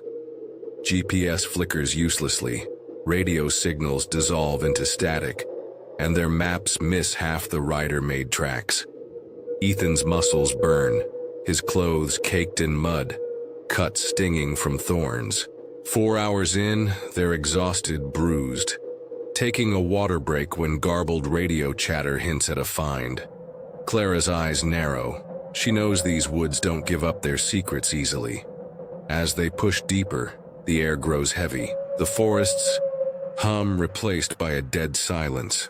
Ethan spots something, a glint of metal off the trail. His gut twists. It's not just a bike.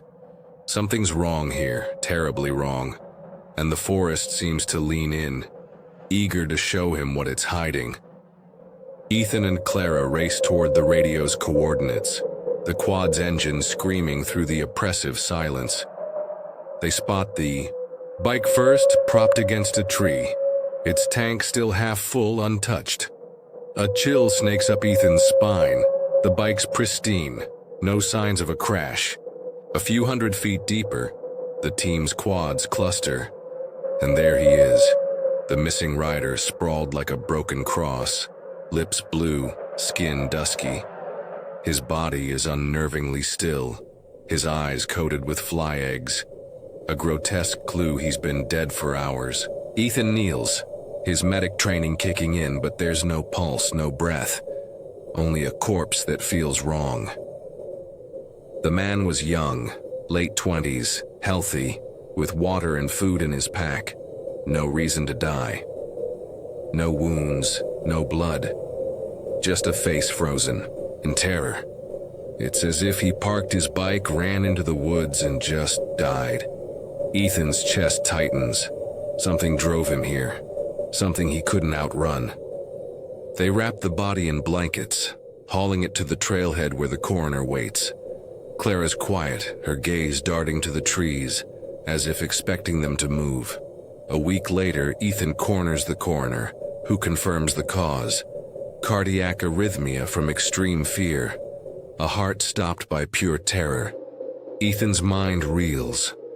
What could scare a man to death in these woods? Clara pulls him aside, her voice low. Some trails here. They don't let you leave. She hints at old stories. Hunters vanishing. Whispers of shapes that stalk the K dark. Ethan wants to dismiss it, but the writer's twisted expression haunts him. A scream silenced in the forest's grip. Something's out there, and it left a message in that body. The writer's face, eyes wide, mouth locked in a silent scream, clings to Ethan's thoughts, a puzzle with no answer. He can't stop wondering what went through the man's head.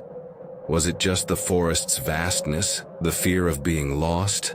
If so, why abandon a working bike to sprint blindly into the woods instead of following the trail? Ethan replays the scene. The untouched bike, the body's unnatural sprawl, the eggs in those eyes. It feels like the writer saw something. Something so horrific it stopped his heart. He digs into local lore, finding whispers of the Watchers, shadows that mimic, human shapes, luring hikers off paths. Ethan's heard strange tales himself, footsteps pacing his cabin at night, voices calling his name when no one's there.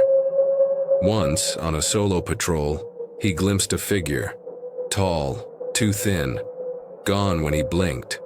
This forest has shown him things he can't explain, and he's not alone in wondering what's out there. Clara avoids the topic, but her haunted eyes betray her. Ethan visits the trail again, alone, standing where the rider died. The air feels charged, like a storm about to break.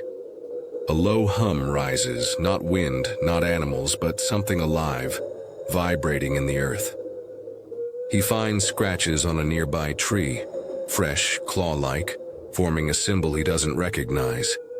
Did the rider see the Watchers? Or something worse, older, tied to this land? Ethan leaves, but the hum follows, a reminder that the forest never forgets. It's still watching, waiting for its next guest to wander too far. The old Victorian house on Maple Street stood silent under a crescent moon, its ivy-clad walls glowing faintly in the Seattle suburbs. 30-year-old Olivia Harper parked her car in the driveway, the engine ticking as it cooled. She and her wife Emma had promised their friends Sam and Rachel to look after their pets while they were away. A cat, a bearded dragon, a red iguana, and 2 rats. Olivia stepped out, her boots crunching on gravel, the air thick with the scent of damp leaves. The house loomed larger than she remembered, its windows like dark eyes watching her every move. She shook off the unease, chalking it up to a long day at work. My wife and I were newly married. We were very close with another couple who lived in our area. We would travel with them, double date with them, and we considered them our best friends. One day, they went out of town and asked us to watch their animals for them. They had a cat, a bearded dragon, a red iguana, and 2 rats as well. We agreed to watch them and they left. Olivia unlocked the door, the creak echoing in the empty foyer. The house was quiet, the only sound the faint ticking of a grandfather clock. I worked very close to their home, so I would go over to the house once in the morning, once in the afternoon on my lunch hour, and then again in the evening. Usually, I would be alone for the morning and afternoon visits due to my job being closest to their home, and then my wife would join me for the evening visits. During her lunch break, Olivia fed the animals, noting their calm demeanor. One day, during my afternoon visit, I purposely left the lights in their home off. The animals were getting enough natural light through the house to see fairly well, without the lights on that day, and I wanted to save them on their electricity bill while they were gone. She left, locking the door, unaware of the shift in the house's air.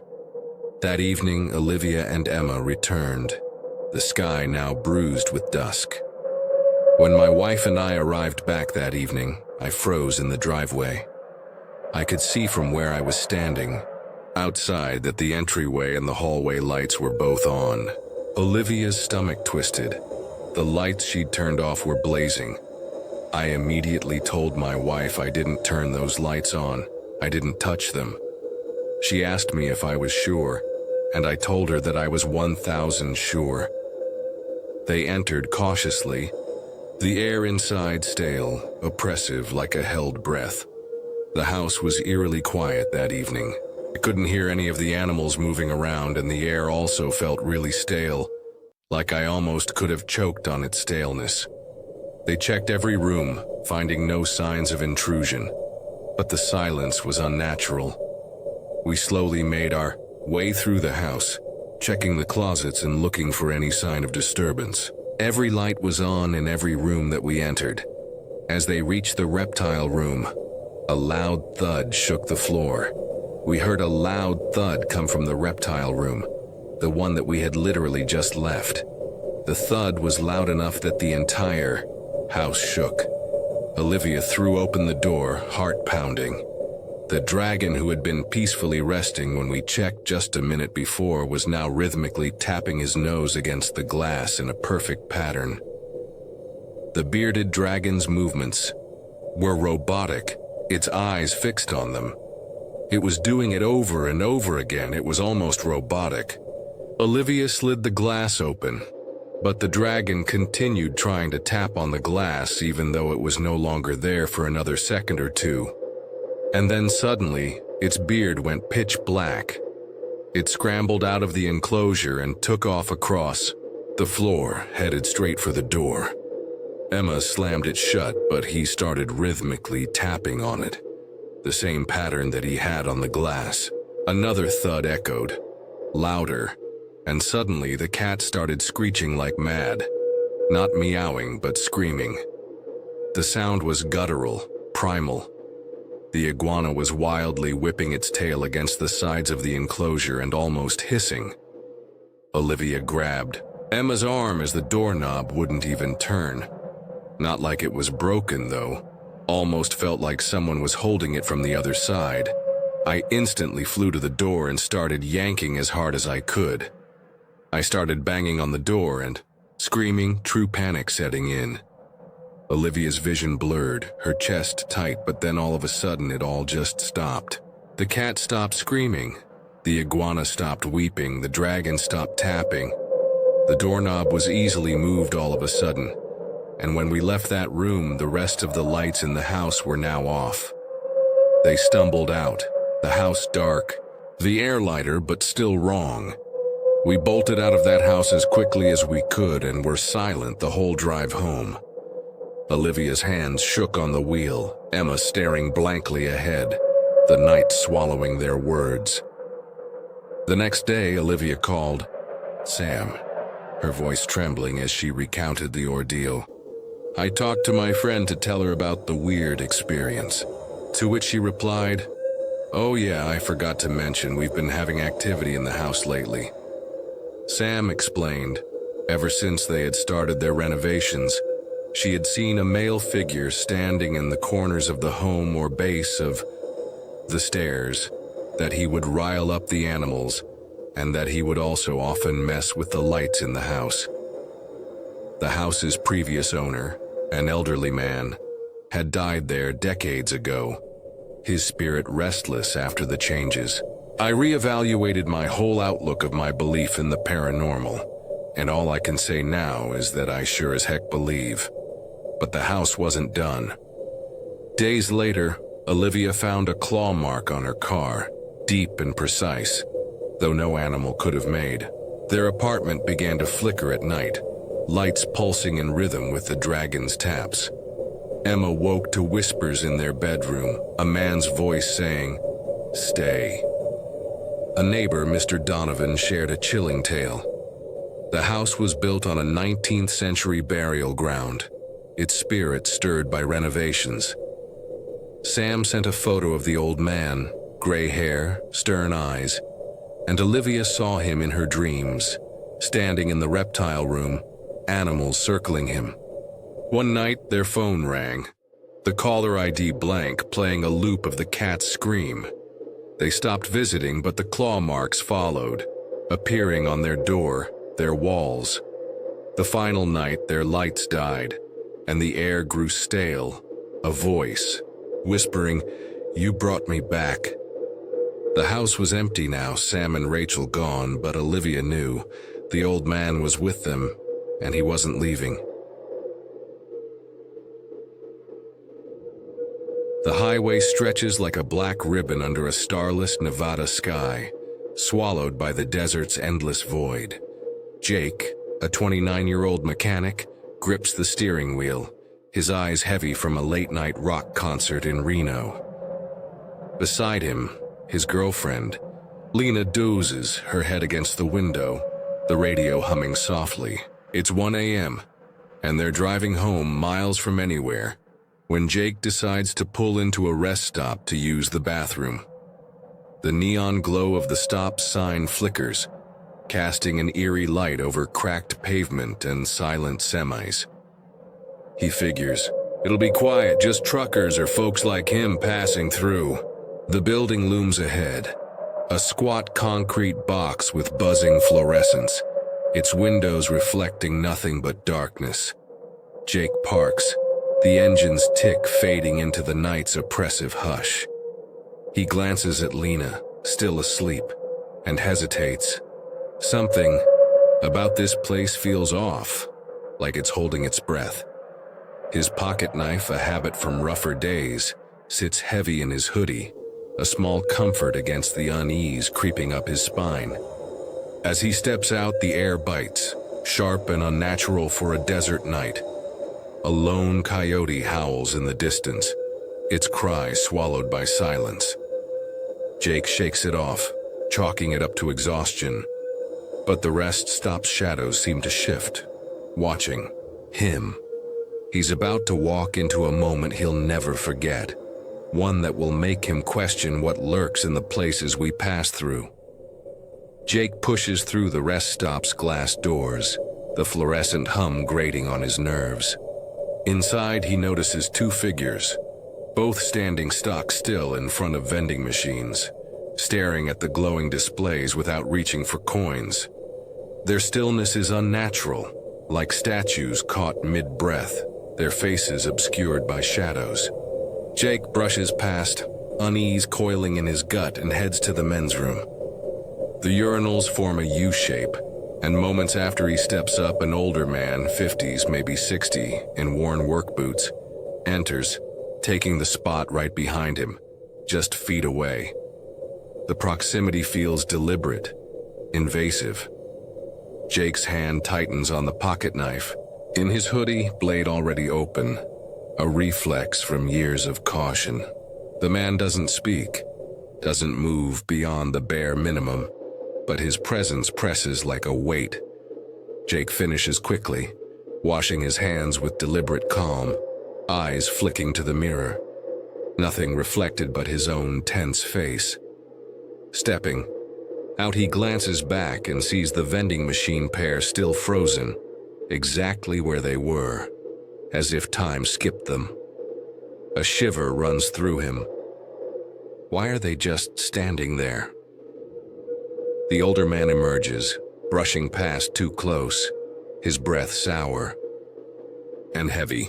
Jake's instincts scream danger, but he keeps his pace steady, heading for the exit. Outside, the desert air bites harder, and a faint hum, not mechanical, not natural, buzzes in his ears. Something's wrong with this place, and Jake's about to find out just how deep that wrongness runs. Jake's nerves are taut as he exits the first restroom, the vending machine duo's eerie vigil burning into his mind. Needing a moment to think, he ducks into the second men's room, hoping to avoid awkwardness. The stalls are empty, the air stale with disinfectant. He picks the first one, locking it, heart still racing. Barely a minute passes before he hears boots scuffing. Someone enters, choosing the stall right next to his despite 6 others standing open. Jake's breath catches. Through the gap below, he recognizes those work boots. It's the same man from before, impossibly fast, as if he followed Jake the second he left. The man's silence is deafening, his shadow unmoving, like he's listening. Jake's knife feels heavier in his pocket, his mind screaming to move. He bolts out, speed walking to the exit, glancing back to see the man emerging, heading toward the glass doors with purpose. Outside, Jake sprints to his car, waking Lena with a sharp whisper. "We're leaving now." As he shifts into reverse, he looks up to see the man standing by an old, beat-up truck, just feet away, staring him down. His face twists into a mime-like grin, eyes glinting with something not human. Jake floors it, tires screeching, but the hum in his ears grows louder, pulsing like a heartbeat. Lena, groggy, asks what's wrong, but Jake can't explain. Not yet. The rest stop shrinks in the rear view, but those eyes linger, as if they've marked him for something he can't escape. Jake's hands tremble on the wheel. The rest stops, lights fading behind them. That clownish, exaggerated look the man gave him, shock twisted into something sinister, replays in his mind, chillingly out of place. Lena, now awake, presses for answers, but Jake's too rattled to articulate the dread clawing at him. He's exhausted, confused, unable to pin down what the man wanted or if the vending machine pair played a part. Was it a robbery setup? Something worse? This is the only time he's felt truly in danger, a primal fear that lingers like a stain. Back home, he scours online forums, finding tales of rest stops where travelers vanish, their cars found empty miles away. One post mentions sentinels, figures who watch, never act, guiding victims to a predator. Were the vending machine pair sentinels? And the man, what was he hunting? Jake checks his knife, now a constant companion, and notices scratches on its handle, fresh, precise, impossible from that night. Lena dreams of a face at their window, grinning, but sees nothing when she wakes. Jake asks himself, and now you. What was that encounter? Has anyone faced something similar?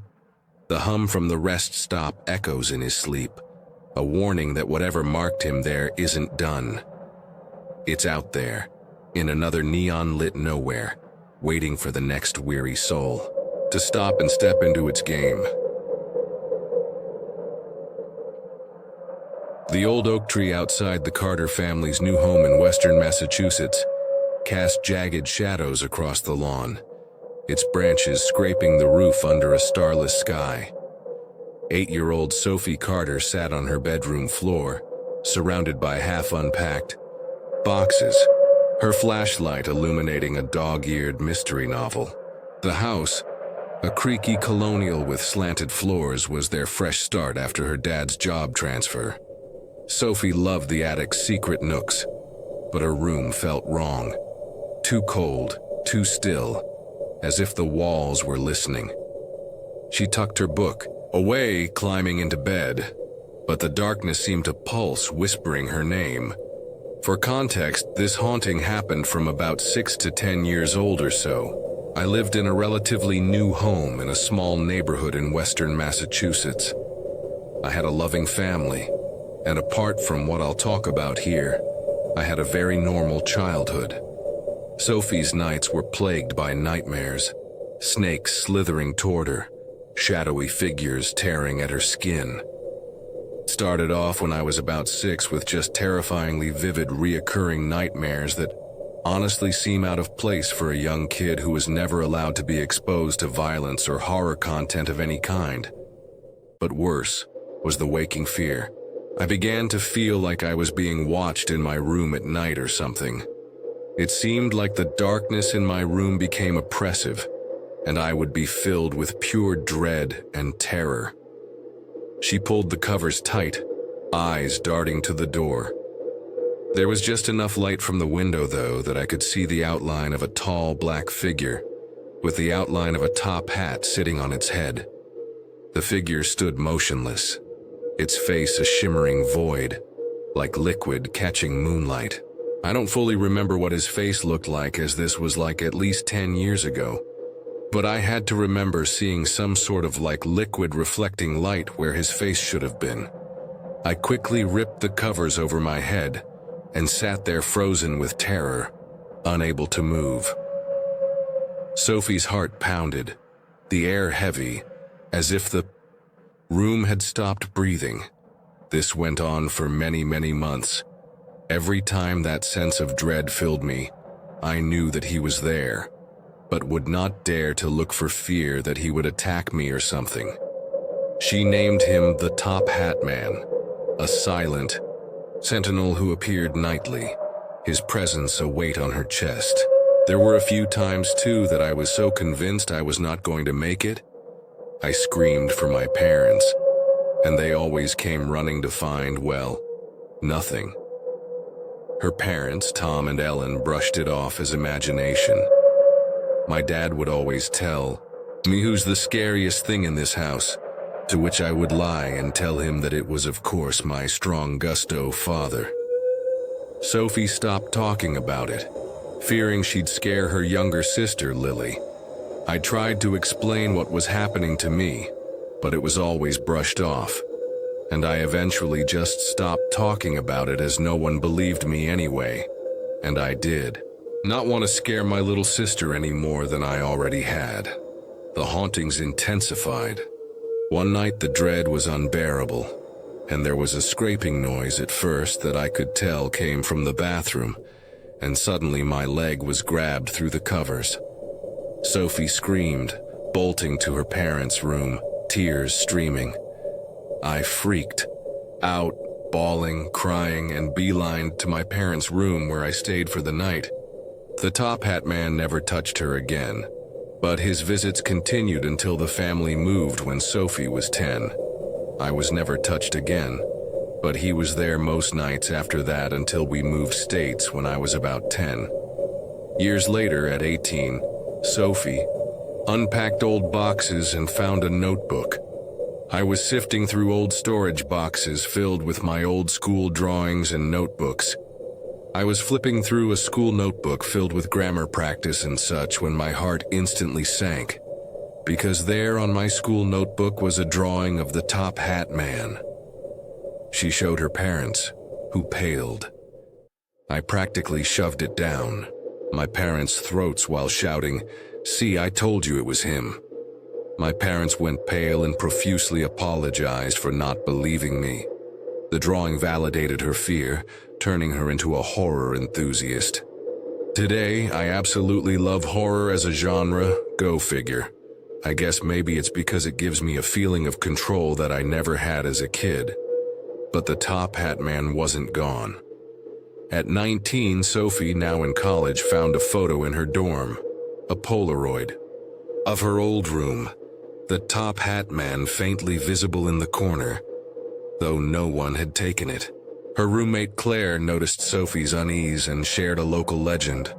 The Carter House was built on a 19th century execution site where a man in a top hat, a disgraced judge, was hanged, his spirit binding to children's fear.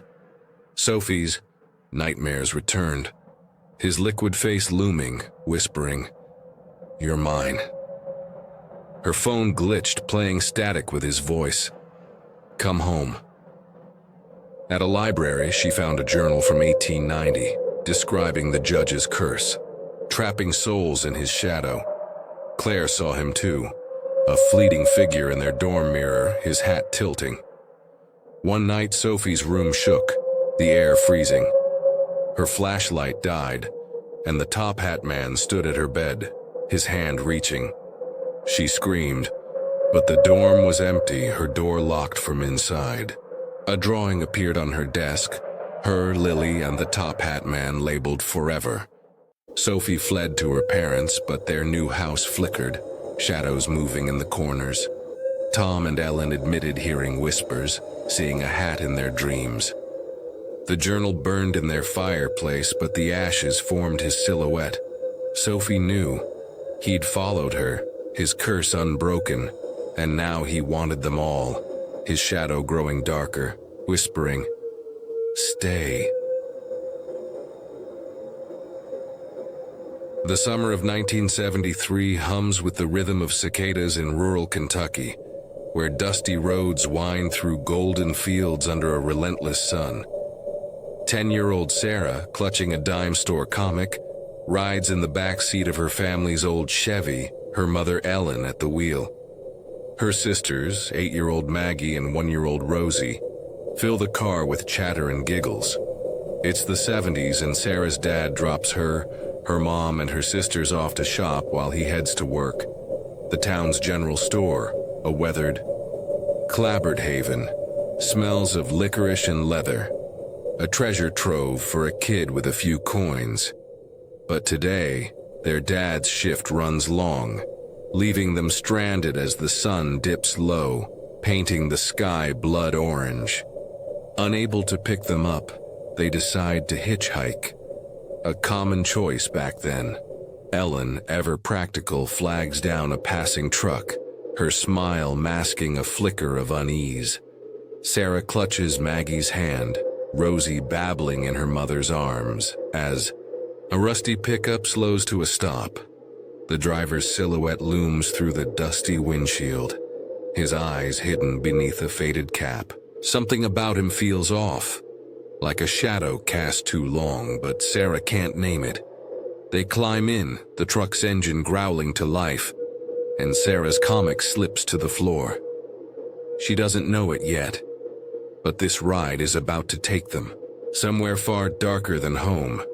The pickup's interior smells of oil and stale tobacco, its cracked seats creaking as the driver pulls onto the road. Ellen sits up front, Rosie on her lap, while Sarah and Maggie huddle in the narrow back seat, the comic forgotten. Ellen gives directions home from the highway, her voice steady, but the driver ignores her, passing their exit without a word. Sarah catches her mother's sidelong glance, a spark of worry breaking her calm. He mumbles about needing to make a stop first, his tone flat, eyes fixed on the road. The truck veers onto a dirt path, fields giving way to dense trees, their branches clawing at the sky. Sarah's stomach twists. This isn't right. They reach a ramshackle farm, its house a sagging shadow against the dusk, and the driver orders them to stay in the truck before vanishing inside. The silence is suffocating, broken only by Rosie's soft whimpers. Maggie whispers, "Where are we?" But Ellen shushes her, her hands tightening around Rosie. Sarah peers out, seeing rusted tools scattered in the yard, a single light flickering in a window. The air feels heavy, like it's pressing them down, trapping them. A creak from the porch makes Sarah jump. Someone's watching, she's sure of it. The driver's absence stretches, each minute a wait, and Sarah realizes they're not just waiting. They're being held, and whatever's coming next isn't a ride home. Minutes drag like hours, the farm's eerie stillness choking the air. Sarah's eyes dart to the house where the flickering light dances like a warning. Suddenly, the driver emerges, joined by another man, a hulking figure with a scarred face, who leans into the truck, his gaze locking on Rosie. His expression twists, voice rising in fury. "You brought a baby? We can't use her." Sarah's heart pounds. Use her. He yells at the driver, spitting curses, demanding he get them out of there. The words hang heavy, a threat unspoken but clear. Ellen pulls Rosie closer, her face pale but resolute, while Maggie grips Sarah's hand so tight it hurts. The driver mutters an apology, his earlier calm replaced by a nervous edge, and climbs back in. The truck lurches forward, kicking up dust as it speeds away from the farm. Sarah catches a glimpse of the second man, still standing in the yard, his eyes burning into them, as if memorizing their faces. The forest swallows the farm, but the danger lingers. Sarah feels it in her bones, a predator's gaze trailing them. Ellen's silence is steely, her mind racing with what might have happened. Sarah wants to ask, but fear seals her lips. The truck's engine growls louder, like it's fleeing something, and Sarah wonders, what did those men want? And why did Rosie change their plans? The truck barrels down the highway, the farm a fading nightmare in the dark. The driver, sweating, now apologizes again, his voice tight, and drives them straight to their house. Sarah's legs shake as they climb out, Ellen clutching Rosie like a lifeline, Maggie clinging to Sarah's sleeve. Ellen, usually so cautious, had given their address before things turned wrong, but they step into their home unscathed. The door locks behind them, a fragile barrier against the night. Years pass and they never see the men again, living in that house without incident. Sarah, now grown, can't forget that ride. The scarred man's rage, the driver's sudden fear, Rosie's unexpected salvation. She shares the story now, grateful they escaped a fate she can't fully grasp. Digging into old records, Sarah finds whispers of a Kentucky farm tied to missing hitchhikers in the 70s, their fates unknown. Were those men kidnappers or something worse, hunting the roads for prey? Rosie's presence, her innocence, broke their plan, but why? Sarah dreams of that farm sometimes, its windows glowing red, a voice calling her back. The dime store comic, left in the truck, feels like a marker, tying her to that night. She checks her locks twice, wondering if those eyes are still out there, waiting for another family to trust the wrong ride. The flickering street lamp outside Brood Awakening cast a sickly yellow glow across the empty parking lot. Its hum, the only sound in the quiet Oregon suburb. Inside the small coffee shop, 24-year-old Hannah Brooks wiped down the counter, the scent of roasted beans lingering in the air. It was 2 a.m., her night shift dragging, but her co-worker Ethan kept the mood light with his bad jokes. The shop was a cozy haven, wooden tables, chalkboard menus.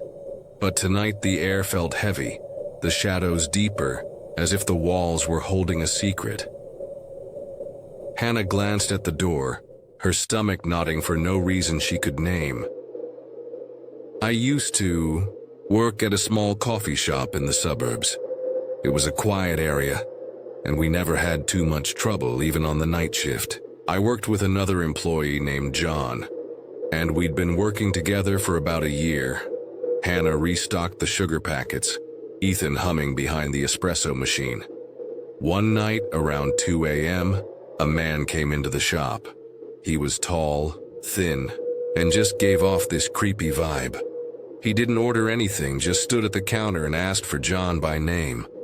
The man's voice was low, gravelly, his eyes sunken, glinting under a frayed hoodie. John looked confused but went to talk to him. The guy was mumbling something I couldn't hear, staring at John the whole time. Hannah watched, unease creeping up her spine. His behavior was just off, like he wasn't all there. He kept twitching, looking around but never at me. John stepped outside with the guy, which was weird because he never left during a shift. I waited, but he didn't come back. Hannah called Ethan's name, her voice tight. I tried calling his phone, but it went straight to voicemail. I looked outside, but they were gone. The parking lot was empty. the street lamp flickering wildly now. It was like he just vanished. She locked the door, hands shaking, and called the police. We reported it, but the cops couldn't find any trace of him. No security footage, nothing. It was like he never existed. Days passed with no sign of Ethan. I quit the job after that. I was too freaked out, wondering if that guy would come back for me. Hannah couldn't shake the man's stare, his twitching fingers replaying in her. Ironed a predator's focus that chilled her. The shop closed for a week, but Hannah's fear lingered. She moved to a new apartment, but her sleep fractured. Dreams filled with Ethan's voice calling from a void, the man's shadow looming. One night, her mailbox held a torn receipt from Brood Awakening, dated the night Ethan vanished, with, "He's mine," scrawled in red ink. Her new neighbor, Mrs. Larson, overheard Hannah's panic and shared a chilling tale. The shop was built over a 1930s slaughterhouse, its grounds cursed by a worker who vanished, leaving only whispers of a watcher who claimed souls. Hannah's phone glitched, showing a photo of the shop's counter. Ethan's apron stained red, though she'd never taken it. The notes multiplied, slipped under her door, in her bag, each with the same jagged script. "You saw me. Heard you." Lights flickered, casting a tall, hooded shadow that vanished when she turned. At a library, Hannah found a 1930s article about the slaughterhouse, mentioning a gaunt worker, eyes sunken, who lured co-workers to their deaths. One night, her TV blared static, the man's face flickering, whispering, "Come back." She fled, but the shop's lights glowed in the distance, though it was shuttered. Ethan's phone, found in her car, played a voicemail. His scream, then silence. The final note was on her pillow, blank but reeking of blood. Hannah knew. The Watcher had taken Ethan, and now it wanted her, its shadow closing in. In a quiet Chicago suburb, where streetlights cast golden pools on tree-lined sidewalks, 11-year-old Lily savors the thrill of a sleepover at her best friend's house. It's 1998, and the world feels alive with the promise of summer.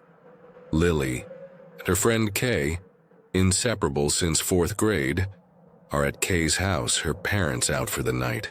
The house, a cozy 2-story with peeling paint and a creaky porch, hums with the freedom of no adults. Lily's backpack spills over with snacks and a dog-eared mystery novel, her favorite escape. They're baking brownies, the kitchen filling, with the warm scent of chocolate. Lily giggling at 10 or 11 years old. Kay, always the bolder one, dances to a pop song on the radio, tossing flour with a mischievous grin. But there's a shift in her eyes tonight. Something sharper, colder, that Lily can't quite place. The windows rattle softly, though there's no wind, and the lights flicker, brief but enough to make Lily pause. Kay laughs it off, but her voice sounds forced, like she's hiding something. Lily shrugs, blaming the old house, but a chill lingers, like a whisper she can't hear. As the brownie batter swirls in the bowl, she feels watched. Not by Kay, but by the house itself, its shadows curling closer. This sleepover is about to become a memory Lily will never shake, one that will make her question the friend she thought she knew. The kitchen glows under dim bulbs as Lily stirs the brownie batter, the chocolate aroma wrapping her in comfort. Kay sways to the radio, but her movements feel rehearsed, her smile too tight. Lily turns to grab a baking tray, and when she spins back, she catches Kay slipping something into the batter. A quick, furtive motion, gone in a blink. Her heart skips. Did she imagine it? She brushes it off, convincing herself her eyes played tricks. Kay's grin widens, urging Lily to keep mixing, but the air feels thicker now, charged with something unspoken. The brownies bake, filling the house with a deceptive warmth, and Lily tries to shake her unease, laughing at Kay's jokes. When the brownies are done, cooling on the counter, a sharp knock echoes from the front door. Lily freezes. It's late, too late for visitors. Kay's eyes flicker, not with surprise, but with something darker, like she's expecting this. "I'll get it," Lily says, but Kay's already moving, calling out, "Bathroom," though she was there minutes ago. The knock comes again, insistent, and Lily's skin prickles. The house seems to lean in, its walls holding secrets Kay isn't sharing. She hesitates, her hand on the doorknob, sensing a trap she can't see. Whatever's happening tonight, it's not just baking brownies, it's a game, and Lily's starting to think she's not meant to win. The knock grows louder, urgent, and Lily's pulse races. Kay's voice calls "bathroom" from upstairs. Though she was there 5 minutes ago, her absence sharp and calculated. Then it comes. A woman's voice, desperate, crying, "Help!" from outside. Lily's hand hovers over the knob, but a sick feeling stops her, heavy and wrong. She slides the chain lock on, heart hammering, and peeks through the gap. Nothing but darkness, no one there. The voice cuts off, leaving silence that feels alive, mocking her. Lily dials her mom, voice trembling, spilling what happened. Her mother's calm breaks, promising to come immediately. Shaken, Lily returns to the kitchen, the brownies glinting under the light, their sweetness now sinister. To steady herself, she takes a bite, the chocolate turning bitter on her tongue. The room tilts, her vision blurring, a cold weight pulling her down. She collapses, waking later in a hospital bed, machines beeping, her mother's face pale with fear. Doctors whisper about poison, something laced in the batter nearly fatal. Kay's gone, vanished that night, her room stripped bare as if she'd never lived there. Lily replays Kay's sly movement, the voice that wasn't real, and shudders. Was the cry a lure meant to draw her outside? The house's creaks echo in her memory like it was part of the plan. Kay wasn't just her friend. She was a stranger wearing a mask, and Lily almost paid the price. Lily leaves the hospital with scars deeper than skin, the taste of betrayal bitterer than any poison. No one's seen Kay since.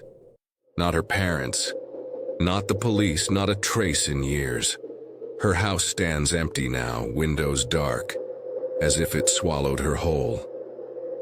Lily woke in that hospital, her mother's tears a lifeline, but the truth stayed out of reach. She tells the story now, no longer Kay's friend, haunted by what happened. The doctors found a rare toxin in her blood, untraceable, like Kay planned it that way. Lily digs online, finding rumors of a Chicago girl who vanished after pranks went wrong. Too close to Kay's story to ignore. Did Kay act alone, or was she a pawn in something bigger? The fake cry for help, too perfect, too chilling, suggests a trap beyond a child's scheme. Lily dreams of that kitchen, the brownies, glowing, Kay's eyes, not her own, like something else looked through them. The house's flickering lights replay in her mind, a signal she missed. Was it just Kay, or did something guide her hand, using her to lure Lily into darkness? She keeps her novel close, its pages worn, a reminder of the friend she trusted. Lily doesn't understand what happened, but she knows one thing. Kay's out there, or something wearing her faces, waiting for another friend to bake with, another night to finish what started. The wind howled through the skeletal trees surrounding Willow Creek Asylum, a decaying relic tucked in the Adelaide Hills of South Australia. 26-year-old Owen Mitchell, a night security guard, stood at the facility's entrance, his breath visible in the damp chill. The old mental hospital, Now a dusty archive for medical records loomed like a forgotten tomb. Its brick facade cracked, its iron gates rusted. Owen adjusted his heavy torch, its beam slicing through the fog, illuminating broken windows that seemed to stare back. Hired for the quiet pay, he ignored the locals' whispers of curses and screams. But tonight, the air felt wrong, thick, metallic, as if the building was alive and watching. I worked as a night shift security guard in an old mental health facility in Australia. The building was no longer used for patients, just for storing medical records, but it still had that creepy vibe. Owen stepped inside, the doors creak echoing down the main hall, where peeling paint hung like dead skin. His boots thudded on cracked linoleum, the silence heavy, broken only by the distant drip of a leak. One night around 2 a.m., I was doing my rounds when I heard footsteps echoing down the hallway. He froze, torch sweeping the corridor, revealing only cobwebs and dust motes dancing in the beam. Then came the sound of a door slamming shut, followed by a low, guttural moan. The sound clawed at his nerves, seeming to rise from the sealed ward, a restricted wing once used for the most volatile patients. I brushed it off as the building settling, but then there was a loud explosion-like sound. From the sealed ward, the walls shuddered and the fire alarm went off, lights flashing, but there was no smoke or fire. Owen sprinted to the control panel, silencing the alarm, but the fluorescent lights flickered wildly, casting jagged shadows that moved when he blinked. His radio hissed static, spitting a faint whisper. "Help!" Heart pounding, Owen approached.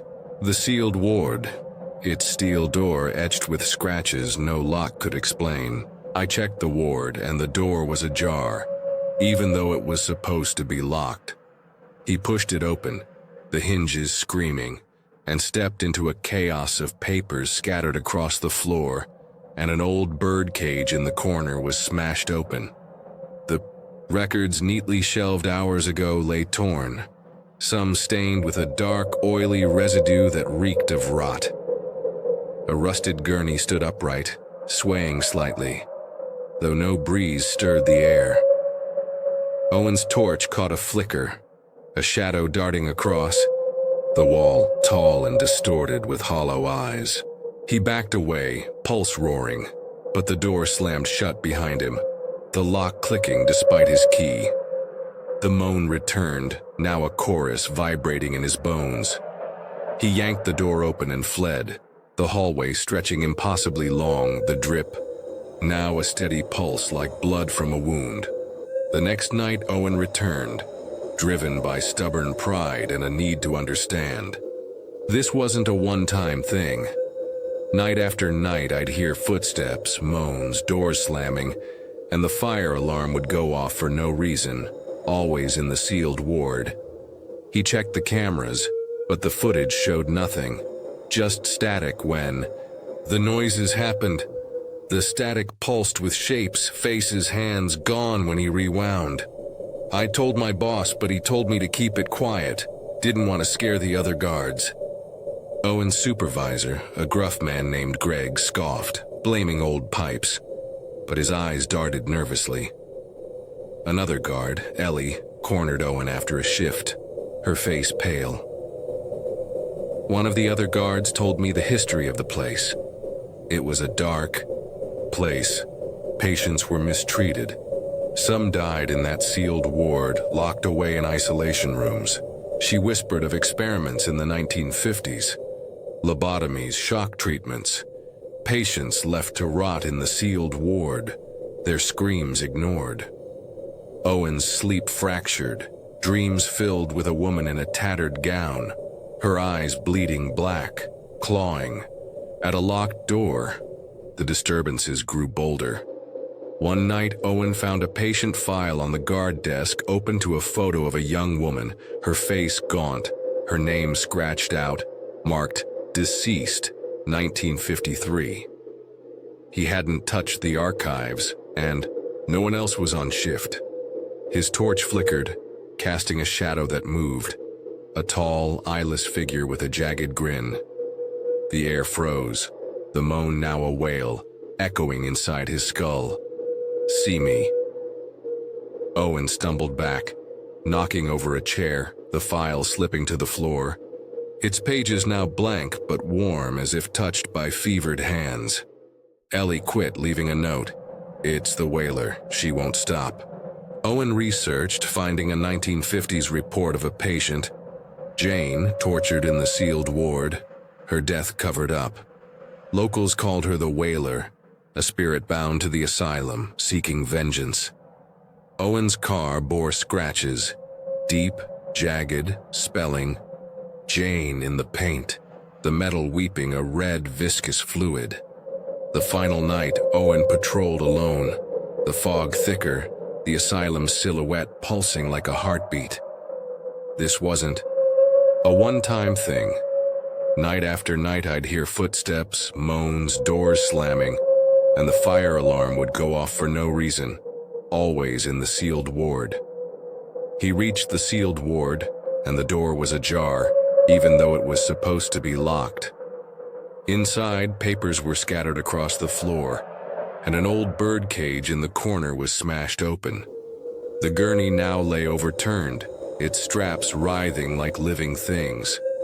The fire alarm screamed, lights strobing, and a vortex of papers spun, forming a figure. The woman from the file, her gown soaked, her mouth a gaping scream. "You see me!" Owen ran, but the halls twisted, doors sealing shut. The wail became a roar, the floor cracking, revealing a void where Jane's face loomed, her hands clawing.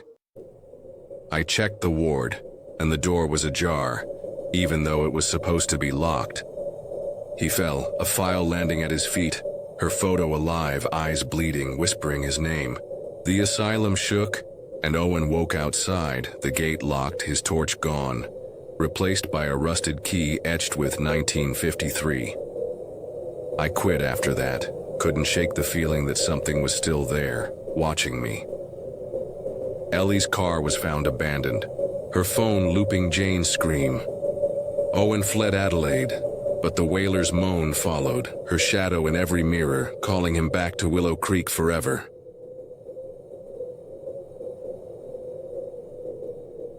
You've just survived 12 spine-chilling tales, each one a glimpse into the darkness that lurks just beyond our sight. From whispers in the void to predators in plain sight, these stories leave scars that don't fade. But the night's not over. Not yet. The world is full of secrets, of places where the air grows thick and the shadows seem to breathe. These 12 souls face their fears, but countless others are still out there, their stories untold, waiting to crawl into your mind. What's hiding in your town, your street, your dreams? The horrors we've shared are only the beginning, a taste of the terror that thrives in the quiet corners of life. If these tales left you sleepless, if you felt eyes in the dark, don't look away. Join us for more. Subscribe, hit the bell, and share your own eerie encounters below. The shadows never sleep, and neither do we. Next time, we'll dive deeper, uncovering nightmares that might be closer than you think. Will you be brave enough to return? The darkness is calling, and it knows your name. See you in the next nightmare.